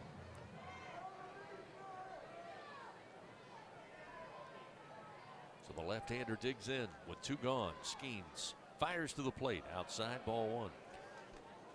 Speaking of the LSU bullpen, Griffin Herring, the freshman lefty, is up and walking on the bullpen mound, not throwing at the moment. 1-0 to Furness. Breaking ball missed a little low. Furness stayed away, and it's 2 balls, no strikes. Game 2 tomorrow, set for a 2 o'clock first pitch. Weather should be beautiful here. Sunshine and 70 degrees expected. As the 2-0 misses high and outside. Now 3 balls, no strikes.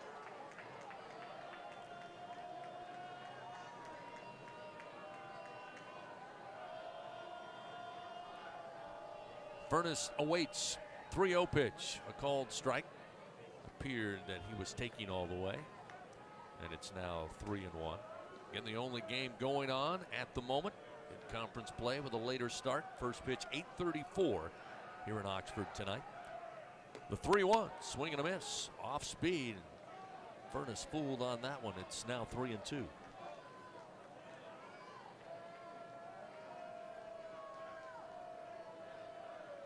Two gone. Bottom of the 6th. Payoff delivery from Skeens. Staying alive as Furness reaches out with the bat. Fouls it off.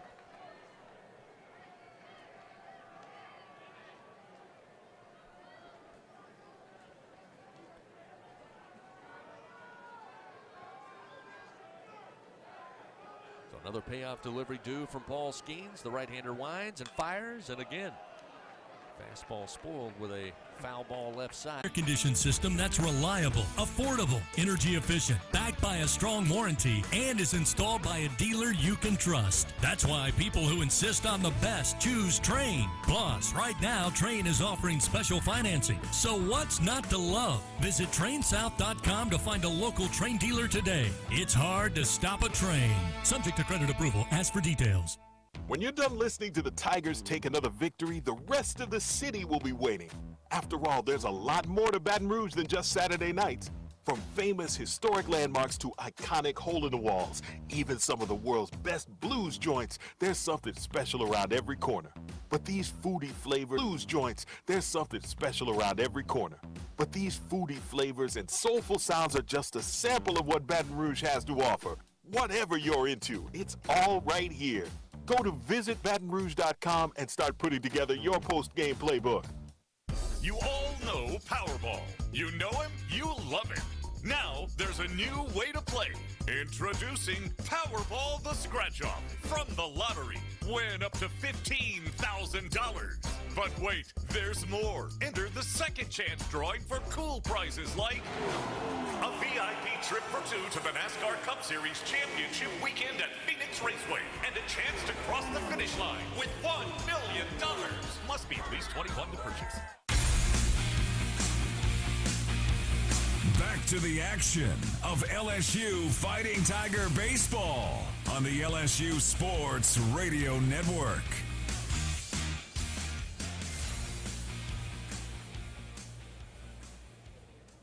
Trey Morgan leads it off for LSU. They're in the top of the 7th inning with the Tigers leading 6-3.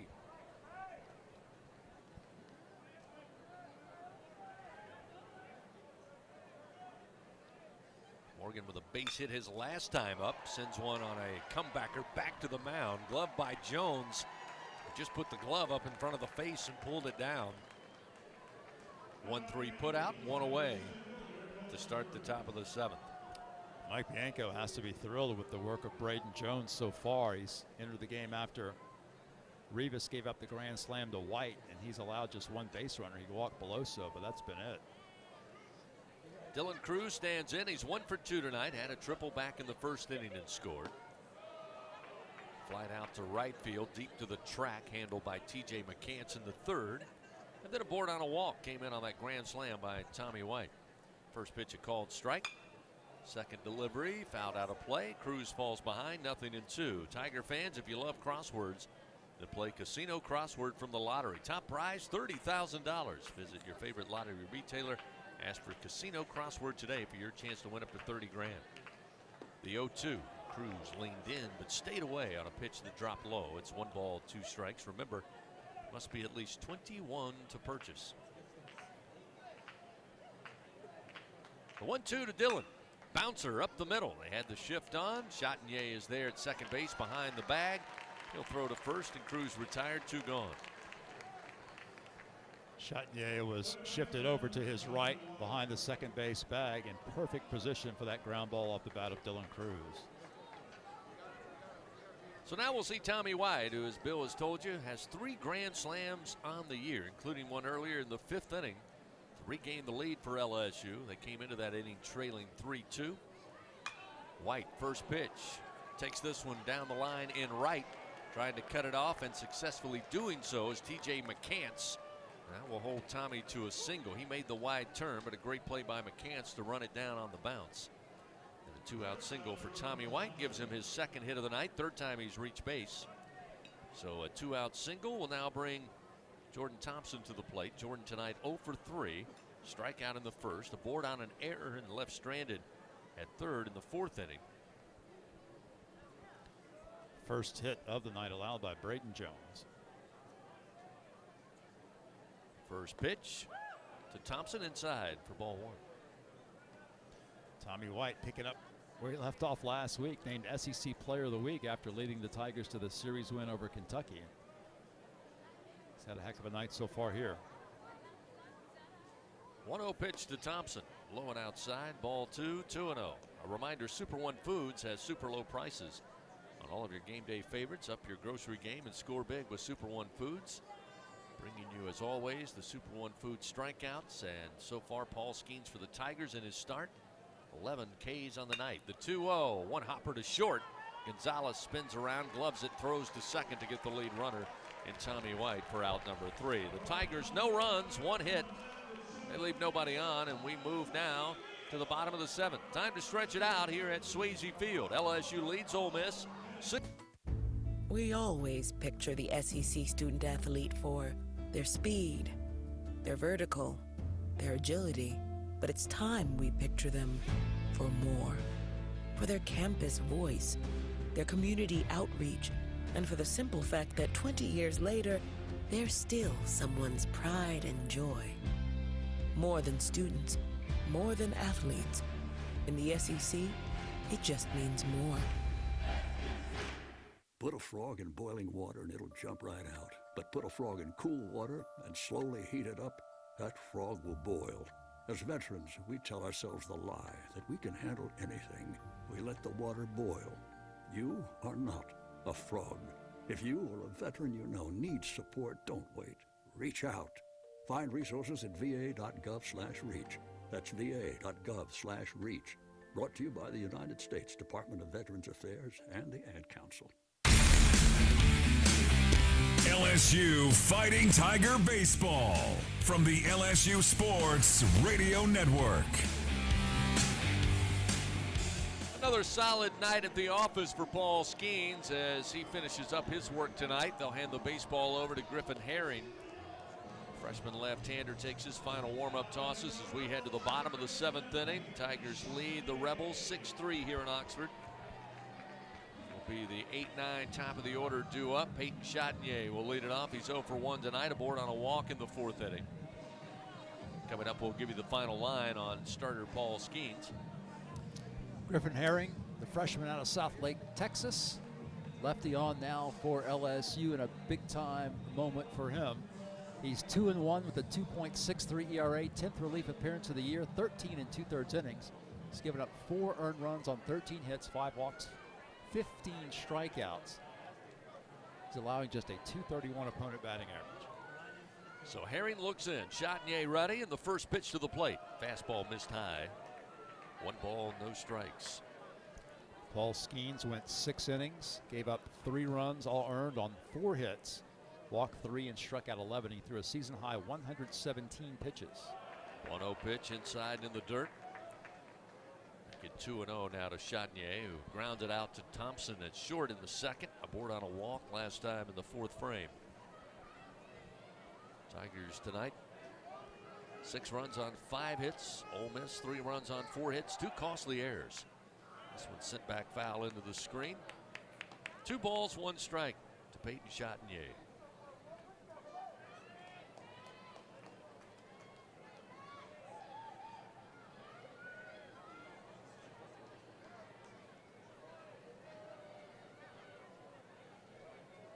Two-one delivery. Pops straight up into the air. Jordan Thompson coming over, calling for it, and near second base. He'll have it for out number 1. So Chatinier with the pop out. 1 gone. Talking to Jay Johnson Monday night, Bill, during the weekly radio show, I talked about 5 straight weekends in SEC play against top 12 teams at the time. And of course, he quickly reminded me, yes, may not be some ranked teams in the near future, but always a tussle on an SEC weekend. But you check that scoreboard tonight, which we will in just a bit. You can see some of the teams that got off to a lot of wins early certainly did not play the schedule LSU had, and you're starting to see a little more balance in both the East and the West. As McCants stands in, here's the little tapper, slow roller near second, going to be taken by Thompson, throws on the run to Jones, who digs it out, and 2 gone. Good job by Dugas and Thompson that time, both going to the baseball. Eventually Dugas, who was going to his right, Thompson, of course, moving to his left, had a better beat on it. Good job of Gavin to get out of the way and let his shortstop make the play. Just a superb play by Jordan Thompson, going all the way across the diamond onto the right side of second base to field the ball, make a sidearm throw with enough juice to get the speedy McCants. Out of the top of the order, Ethan Groff to the plate. Herring misses high and inside, ball 1.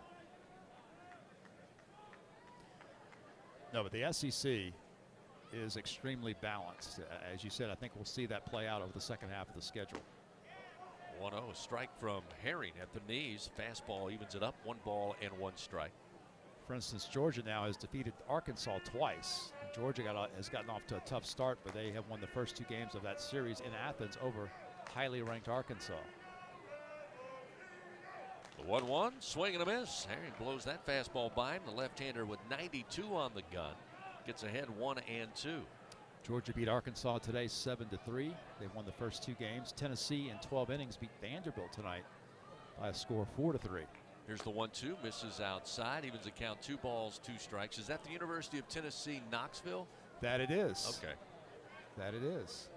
The game took place at Lindsey Nelson Stadium in Knoxville. South Carolina has defeated Florida twice already this weekend. Gamecocks win tonight 5-2 over the Gators. 2 outs, the 2-2, swing and a miss. Griffin Herring comes in, records a punch out and ends it for Ole Miss here in the bottom of the 7th inning. Nice job by the freshman left-hander taking over for Paul Skeens. No runs, no hits, nobody reaches base. We head to the top of the 8th. LSU, number 1 in the land, leading Ole Miss here in Oxford. 6-3. Tigers come to the plate. Beloso, Jones, and Jobert, 6, 7, and 8. When we continue on the LSU Sports Radio Network. Southern Air Heating and Cooling is proud to be an official sponsor of LSU Athletics.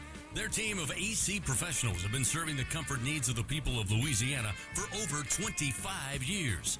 Much like the fans of the Tigers, our commitment to Tiger athletics and providing great service remains as strong as ever. Southern Air Heating and Cooling. Go Tigers!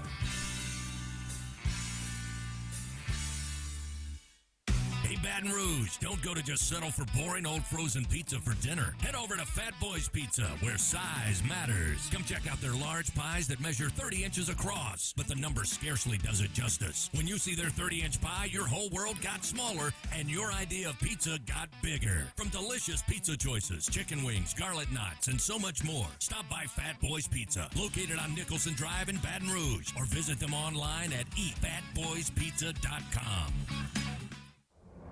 NIL is dominating the college sports scene, and LSU has positioned itself at the front of the pack. But to remain competitive and stay ahead of the rest, we need your support. Bayou Traditions is the official NIL collective of LSU Athletics. Join the tradition and become a member by signing up online at BayouTraditionsCollective.com. Members receive exclusive access to LSU student athletes that you can't get anywhere else. Help ensure LSU remains a leader in the NIL arena. Sign up today at BayouTraditionsCollective.com.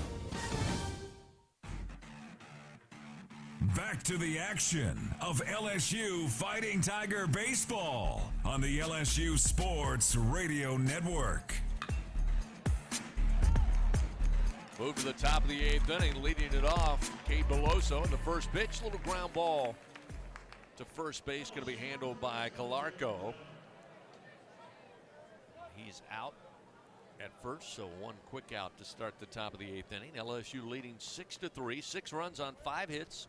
Highlighted by a grand slam by Tommy White there in the top of the 5th inning to regain the lead. That's where we sit, 6-3. First pitch offered up. Jared Jones, he will take the left center, but coming over is Alderman in time to make the play. So 2 pitches and 2 quick outs for Braden Jones, the relief pitcher for Ole Miss. And that'll bring Braden Jobert to the plate, who's 0 for 3 tonight for the Tigers. Braden Jones continues to deliver for Ole Miss, keeping the Rebels within striking distance. He's now thrown 3 1/3 shutout innings. He's allowed just 1 hit. So now time called. Braden Jobert called over to the dugout by Jay Johnson. Again, credit Braden Jones. As Bill said, he's done an excellent job in relief after Rivas gave up that grand slam in the 5th inning.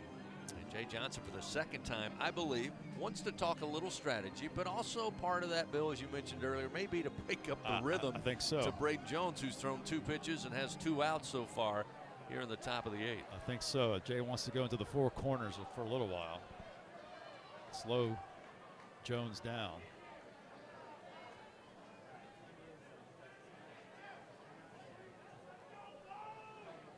So now Jobert heads back to the plate. Bill, you added another layer, I see over there. I certainly did. I'm so glad. Thought somebody else had got into the booth here. The pitch low and inside to Jobert to make it 1-0. So glad I did. I think we're gonna dip down probably into the mid to upper 40s tonight. I think you're right. And now maybe a warning to the LSU dugout from home plate umpire Alex Ransom. Maybe there was somebody arguing balls in stride. Not sure, but he was very demonstrative in his pointing to the LSU third base dugout. And there's a strike to Joe Bear. Make it 1 ball and 1 strike. Something got into him. Here's the 1-1. That misses low. 2 balls, 1 strike now to Braden Joe Bear, looking for his first hit of the night. 2 outs here in the top of the 8th. 6-3 LSU leading Ole Miss in game 1. 2-1. Rifled shot, right center field. Will drop down, and Joe Bear will have his first hit of the night. So a 2-out single keeps the inning going. That'll bring Alex Milazzo also at the bottom of the order, looking for his first knock safely of the night. Though Braden Jones has been excellent for Ole Miss, the Rebels do have a couple of relievers in their pen now in case LSU can finally get to him.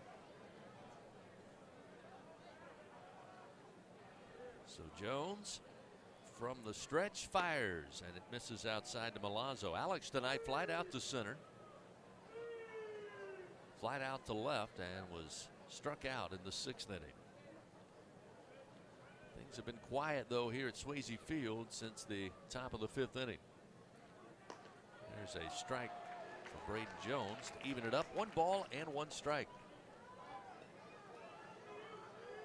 Tomorrow, Bill, I think you can break out the Hawaiian shirt, maybe some cargo shorts. I certainly hope so. Should be in the low to possibly mid-70s.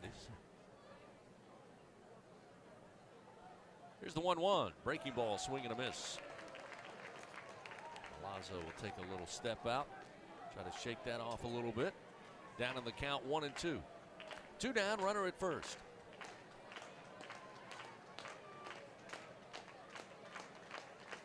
The 1-2.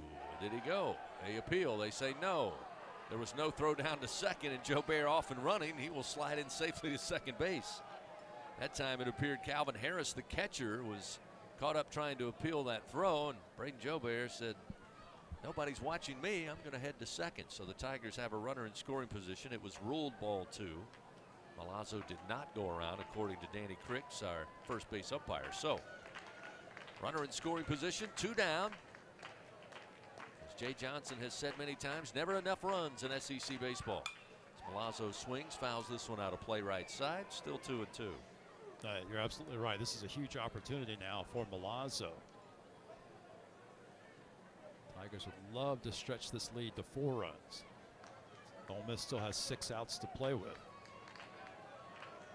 Joe Bear off of second base.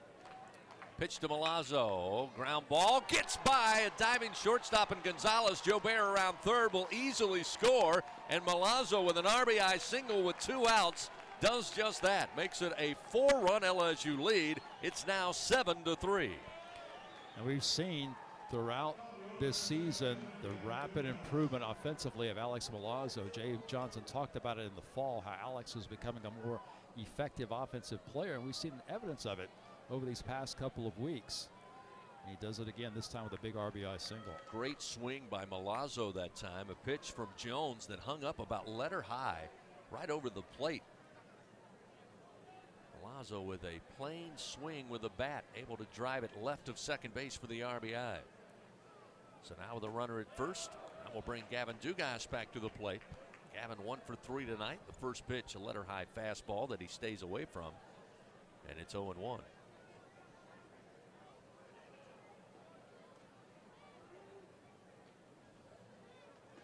The 0-1 called strike. Dugas behind in the count, 0-2.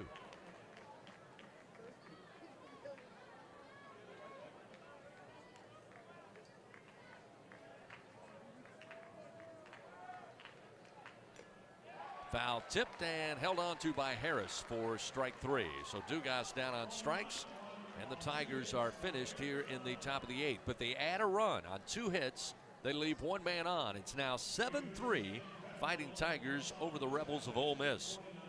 We head now to the bottom of the 8th after this on the LSU Sports Radio Network. My husband had a gun. Him and his friends would go shooting. The ammunition, unfortunately, was not stored separately. In a million years, we never thought that Emily could. There's a hole in our family that can never, ever be filled. 63 Americans a day die by gun suicide. With safe gun storage, we can give our loved ones a second chance at life. Learn more at endfamilyfire.org. Brought to you by Brady and the Ad Council. We always picture the SEC student athlete for their speed, their vertical, their agility, but it's time we picture them for more. For their campus voice, their community outreach, and for the simple fact that 20 years later, they're still someone's pride and joy. More than students, more than athletes. In the SEC, it just means more. Right now, our country feels divided, but there's a place where people are coming together. I was nervous to talk to someone so different than me. Me too. Love Has No Labels and One Small Step are helping people with different political views, beliefs, and experiences connect through conversation, and it feels good. This conversation gives me hope. It gives me a lot of hope, too. Take a step toward bringing our country and your community together. Start a conversation at lovehasnolabels.com/onesmallstep. A message from StoryCorps, Love Has No Labels, and the Ad Council. LSU Fighting Tiger Baseball from the LSU Sports Radio Network. Well, for those of you still hanging with us, thanks for joining us on the airwaves tonight. Late start, 8:34 Central Time due to weather in the area, but we got underway, and so far, so good for LSU. They lead 7-3 over Ole Miss. Bottom of the 8th inning, Calvin Harris, the catcher, to lead it off. First pitch, elevated fastball from Herring. Swing and a miss, gets ahead. Here's the 0-1. Just missed low. Evens the count, 1 ball and 1 strike. Tigers have made some defensive changes as we start the bottom of the 8th inning. Herring facing the very dangerous heart of the Ole Miss order.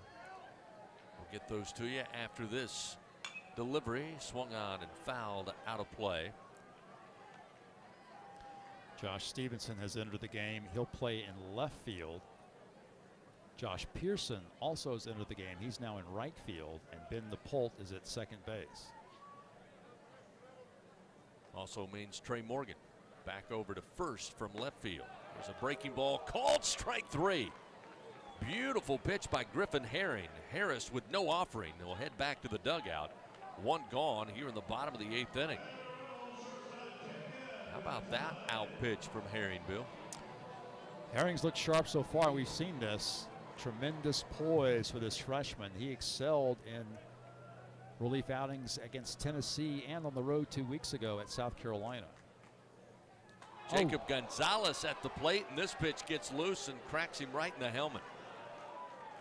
Scary moment for a split second, but the good news is he will be all right and head on down to first base. So Gonzalez takes it in stride. Certainly just a missed pitch that time by Herring. So that will bring Kemp Alderman to the plate. Alderman 1 for 3 tonight. Had a double and scored in that 4th inning.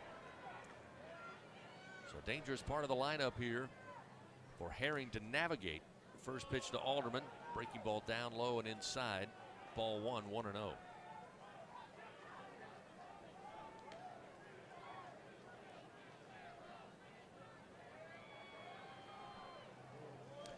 So Josh Stevenson now in left field will be batting in the leadoff spot.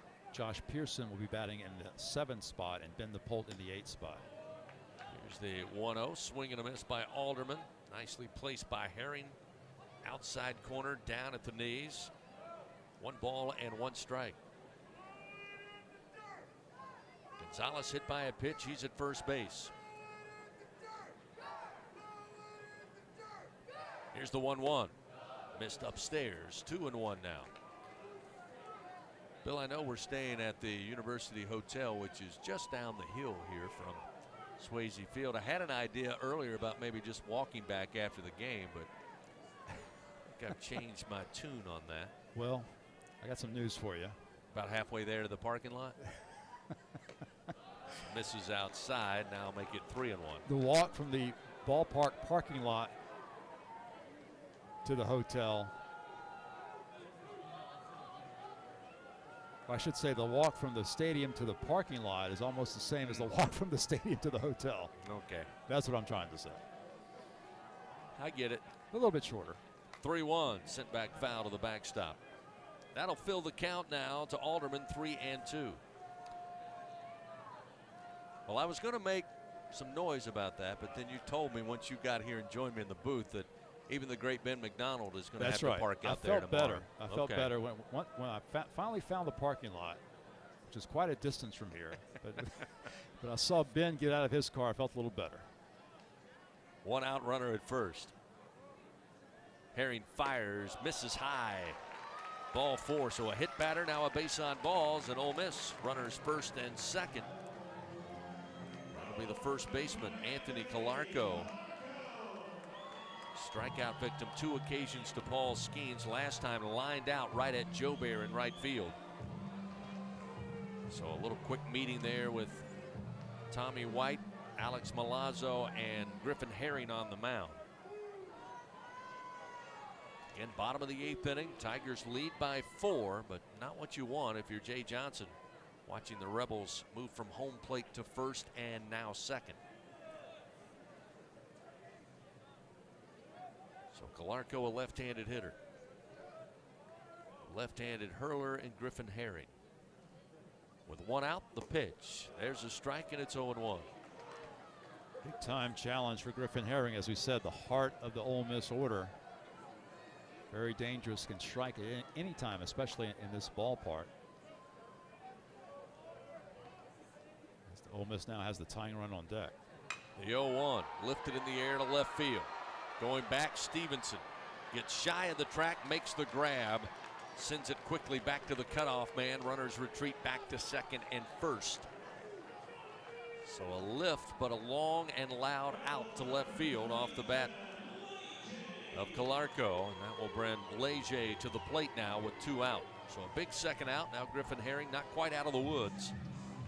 Leger tonight is 2 for 3. Had a double in the second, left stranded. Had the little bouncer for an infield single in the 4th and eventually came around to score. Last time he grounded out to Gavin Dugas on another bouncer to the right side of the infield. Takes a swing, fouls the first pitch out of play behind us, and it's 0-1.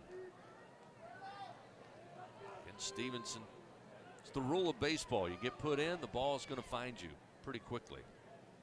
Gets out there and makes a big play in left field.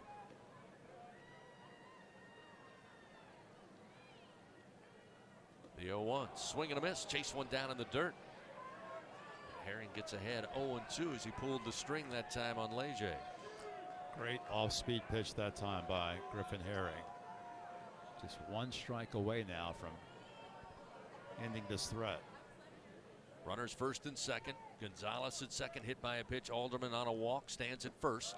Pitch from Herring again off speed, this time a little low, and Leger stays away. 1 ball, 2 strikes.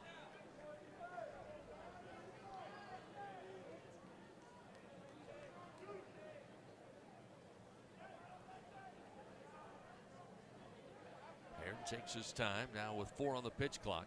Looks back to second, 3 on the pitch clock, 1 on the pitch clock, lets it fly. Here's a slow rolling ground ball. Thompson at short, charging in. The throw is low, can't be dug out by Morgan. Everybody is safe except base running mistake by Alderman. Now we've got a run down the throw to the plate, and Milazzo applies the tag to Gonzalez. A lot to unpack there. The throw to first got away from Morgan. He knocked it down. However, Gonzalez got to third and stopped. Alderman came around second, was halfway to third. Eventually, they picked their poison. Who wants to stay, who wants to go? They both kept running, and the Tigers make the tag at home plate to get out of it here in the bottom of the 8th inning. The score remains 7-3. Tigers come to the plate in the top of the 9th. It'll be Morgan, Dylan Cruz, and Tommy White due up 2, 3, and 4 when we continue on the LSU Sports Radio Network. Oh, man, I'm glad you're here. Sit down and visit with me, Mom. I'm making it all ready for supper with my family tonight. I can't wait to hug my grandbabies and pass a good time over some good food. Ooh, I better start my rice. You know, it seems like all the best meals start by cooking some rice. Cajun country rice, of course. It's what you gotta have when you're cooking with love. I pick it up down the street at the grocery store, and I can even buy it online at CajunCountryRice.com. Y'all stay and eat. There's plenty, yeah. Hi, I'm Kevin Falk, LSU Hall of Famer. My years at LSU were amazing. I've always loved celebrating with my teammates, especially when someone was serving up some delicious Manda salsa. For a lot of Tiger fans, it's just not game day without Manda in the mix. Serving top quality sauces and original seasoning is Manda's strong side. But it's not Manda's flavor that's always got me running back for more. You get it? Running back for more. After 75 years, the flavor still says it all. Manda Fine Meats, the official smoke sauce of LSU Athletics. Hey, Tiger fans 12 and younger, don't miss your chance to be a part of Mike's Kids Club, presented by Shell, the exclusive kids club of LSU Athletics. Join Mike's Kids Club for only $25. Get the official Mike's Kids Club t-shirt, free admission to select LSU athletic events, and much, much more. To learn about upcoming events and to join, please visit LSUMKC.com. The Mike's Kids Club, presented by Shell.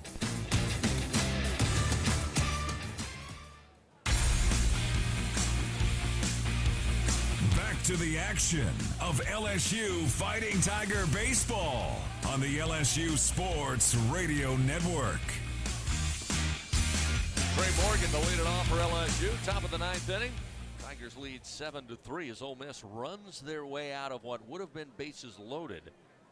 Base running mistake, and eventually LSU gets out of the inning with a little bit of a freebie there. And a miscue. They appeal down to third to see if Morgan went around on a 2-0 pitch. They appeal, and Tyler Simpson says no.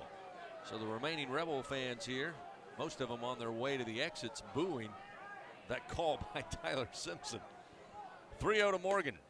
Missed high and inside, ball 4. So Braden Jones, the freshman reliever, comes in, and as Bill mentioned multiple times, really settled things down. The Tigers, again, able to take the lead in the 5th inning with a grand slam by Tommy White. They were able to add one more against Jones in the top of the 8th, but walks the leadoff man, and that will bring Dylan Cruz to the plate. Dylan 1 for 3. Again, his first triple of the season. Came back in the 1st inning.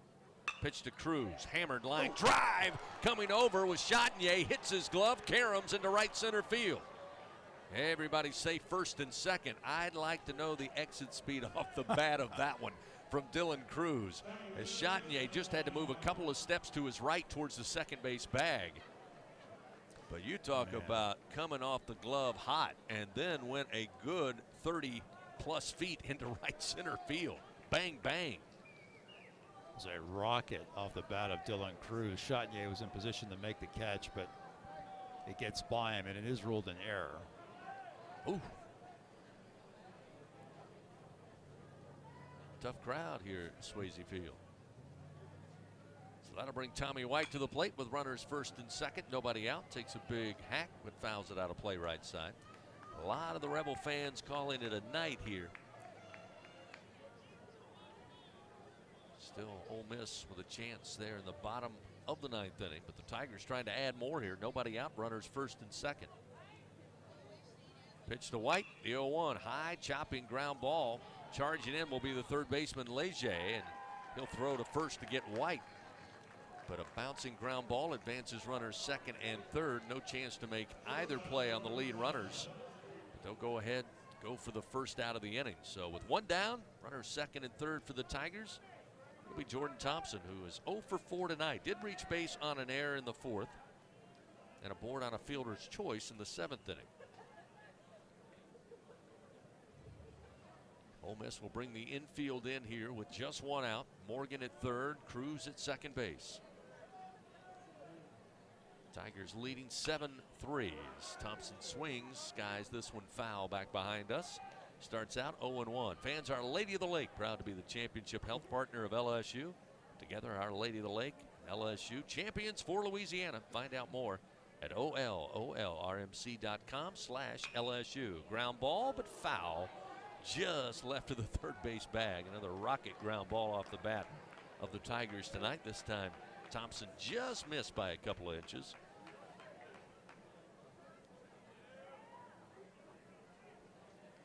Moves the count, 0-2. Morgan walked to lead off the inning. Cruz reached on a fielding error on an absolute blast line drive to Chatagnier at second. They were able to reach second and third on a ground ball out by Tommy White, advancing the runners. 1-2 the count. Pitch to Thompson. Look out. Backs him up high and inside. Evens the count, 2-2. Braden Jones has now thrown 66 pitches in this relief outing. 2-2 pitch, swing and a miss. Got him with a breaking ball, tailing away from the right-hander, and Thompson knew it. So now with 2 down, Jones records his 6th strikeout in relief. And it will be Cade Beloso coming to the plate. Beloso looking for his first hit of the evening, trying to expand this LSU lead. First pitch, off speed, called strike at the knees. Surprised Cade a little bit. 0-1.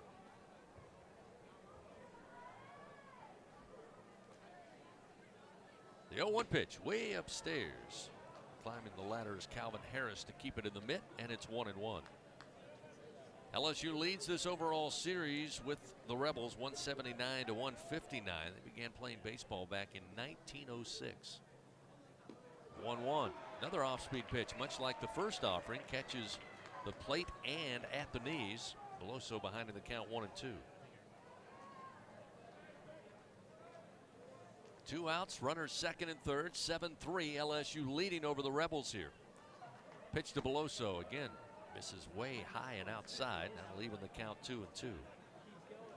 Tigers, by the way, have won 3 of their last 5 series here in Oxford, going back to 2012.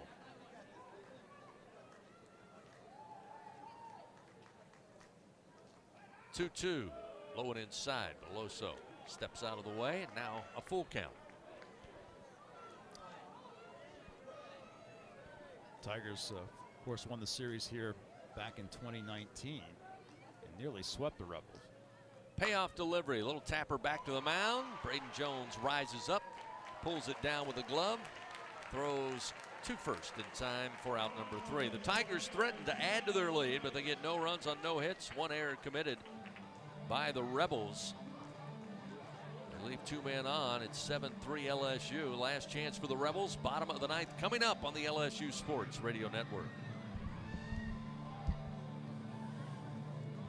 Albertsons is making shopping and saving easier than ever. Just For You deals is now Albertsons For You. It's everything you love about Just For You with all new perks. Get rewarded for just being you, including personalized deals, a free item every month, and even a treat on your birthday. With Albertsons For You, you earn points every time you shop and redeem them for discounts on groceries and more. Brand new Albertsons For You members receive $5 off their next $25 or more purchase just for signing up. Download the Albertsons app or simply update your existing mobile app to see your all new, all awesome perks. Albertsons, fresh foods, local flavors. Support your LSU Tigers with Hancock Whitney, the official bank of LSU athletics. From game day to the offseason, Hancock Whitney LSU credit and debit cards are a big win for any Tiger fan. Want to get your paws on these cards? Well, apply online or visit HancockWhitney.com/LSU. Hancock Whitney Bank, member FDIC. All accounts subject to credit approval. Terms and conditions may apply. It takes true grit to wake up every morning dedicated to a higher standard of work. At H&E Equipment Services, we're leveraging our national fleet of equipment with a local approach, working closely with customers to understand their needs and provide them reliability, fair prices, and the support of a first-class service team. We're an equipment company, run by equipment people. Where others stop, we continue. H&E Equipment Services, the higher standard in equipment rentals, sales, parts, and service. Back to the action of LSU Fighting Tiger Baseball on the LSU Sports Radio Network.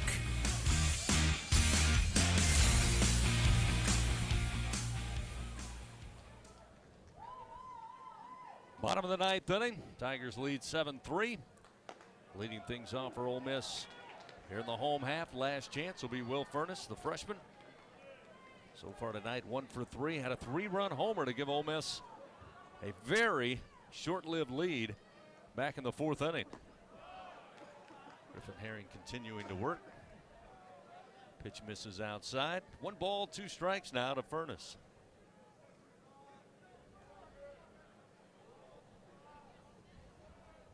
Herring winds in the pitch. Called strike 3 on the outside corner. The freshman delivers another punch out. His 3rd Super One Food strikeout of the night. Furness down on strikes for the 3rd time. And with 1 down, 2 to go for the Fighting Tigers of LSU. Peyton Chatinier now will stand in. He's 0 for 2 tonight. Aboard on a walk back in the 4th inning.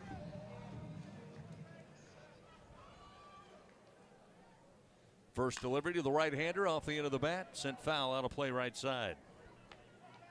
Herring 2 1/3 innings worth of relief so far for Paul Skeens, who again, great job on the mound to get things started for the Tigers.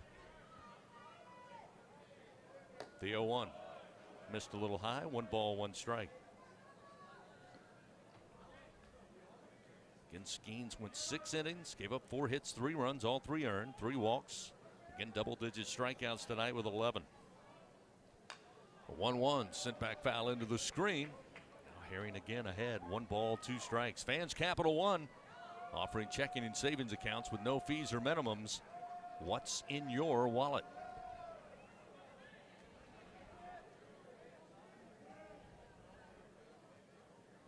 Herring takes his time, looks in. Now gets the sign. The 1-2 short of the plate. Evens the count, 2 balls, 2 strikes. Listen up, Tiger fans. Triple your fun, triple your cash. Just play Triple Tripler from the lottery. Went up to $3,000. Visit any lottery retailer. Ask for Triple Tripler today for your chance to win up to $3 grand. Must be at least 21 to purchase.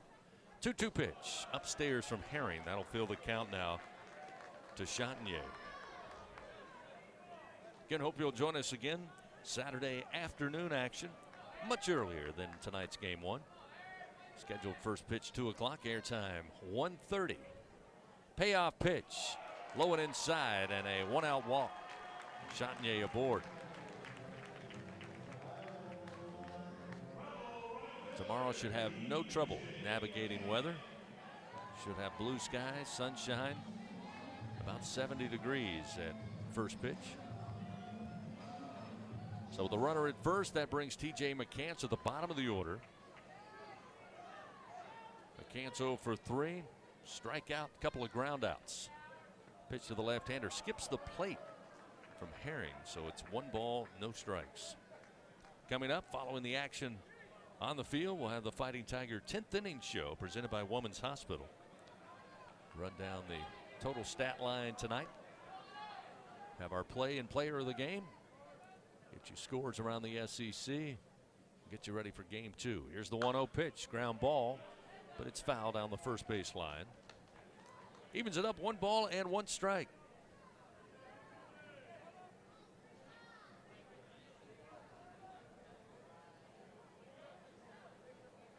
Chatinier on the walk, stands down at first base.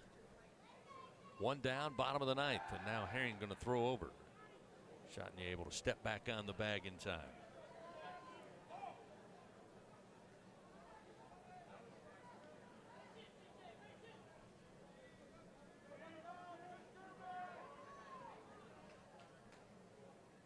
The 1-1 pitch, rifle shot, line drive, but right to Napolt, who gloves it, then throws to first for the double play to end it. Tigers win, Tigers win. Chatinier off and running. Easy pickings that time for Napolt at second base on the line drive to double them up. And LSU gets the win to set the right tone to start the weekend. With the victory, the Tigers move to 30-7 on the year. Their 10th conference win. Now 10-5 are the Tigers. Ole Miss falls to 21-17. Now 3-13 in SEC action. All done on a late one here on Friday, but able to finish this one up before it became Saturday morning. Final tonight,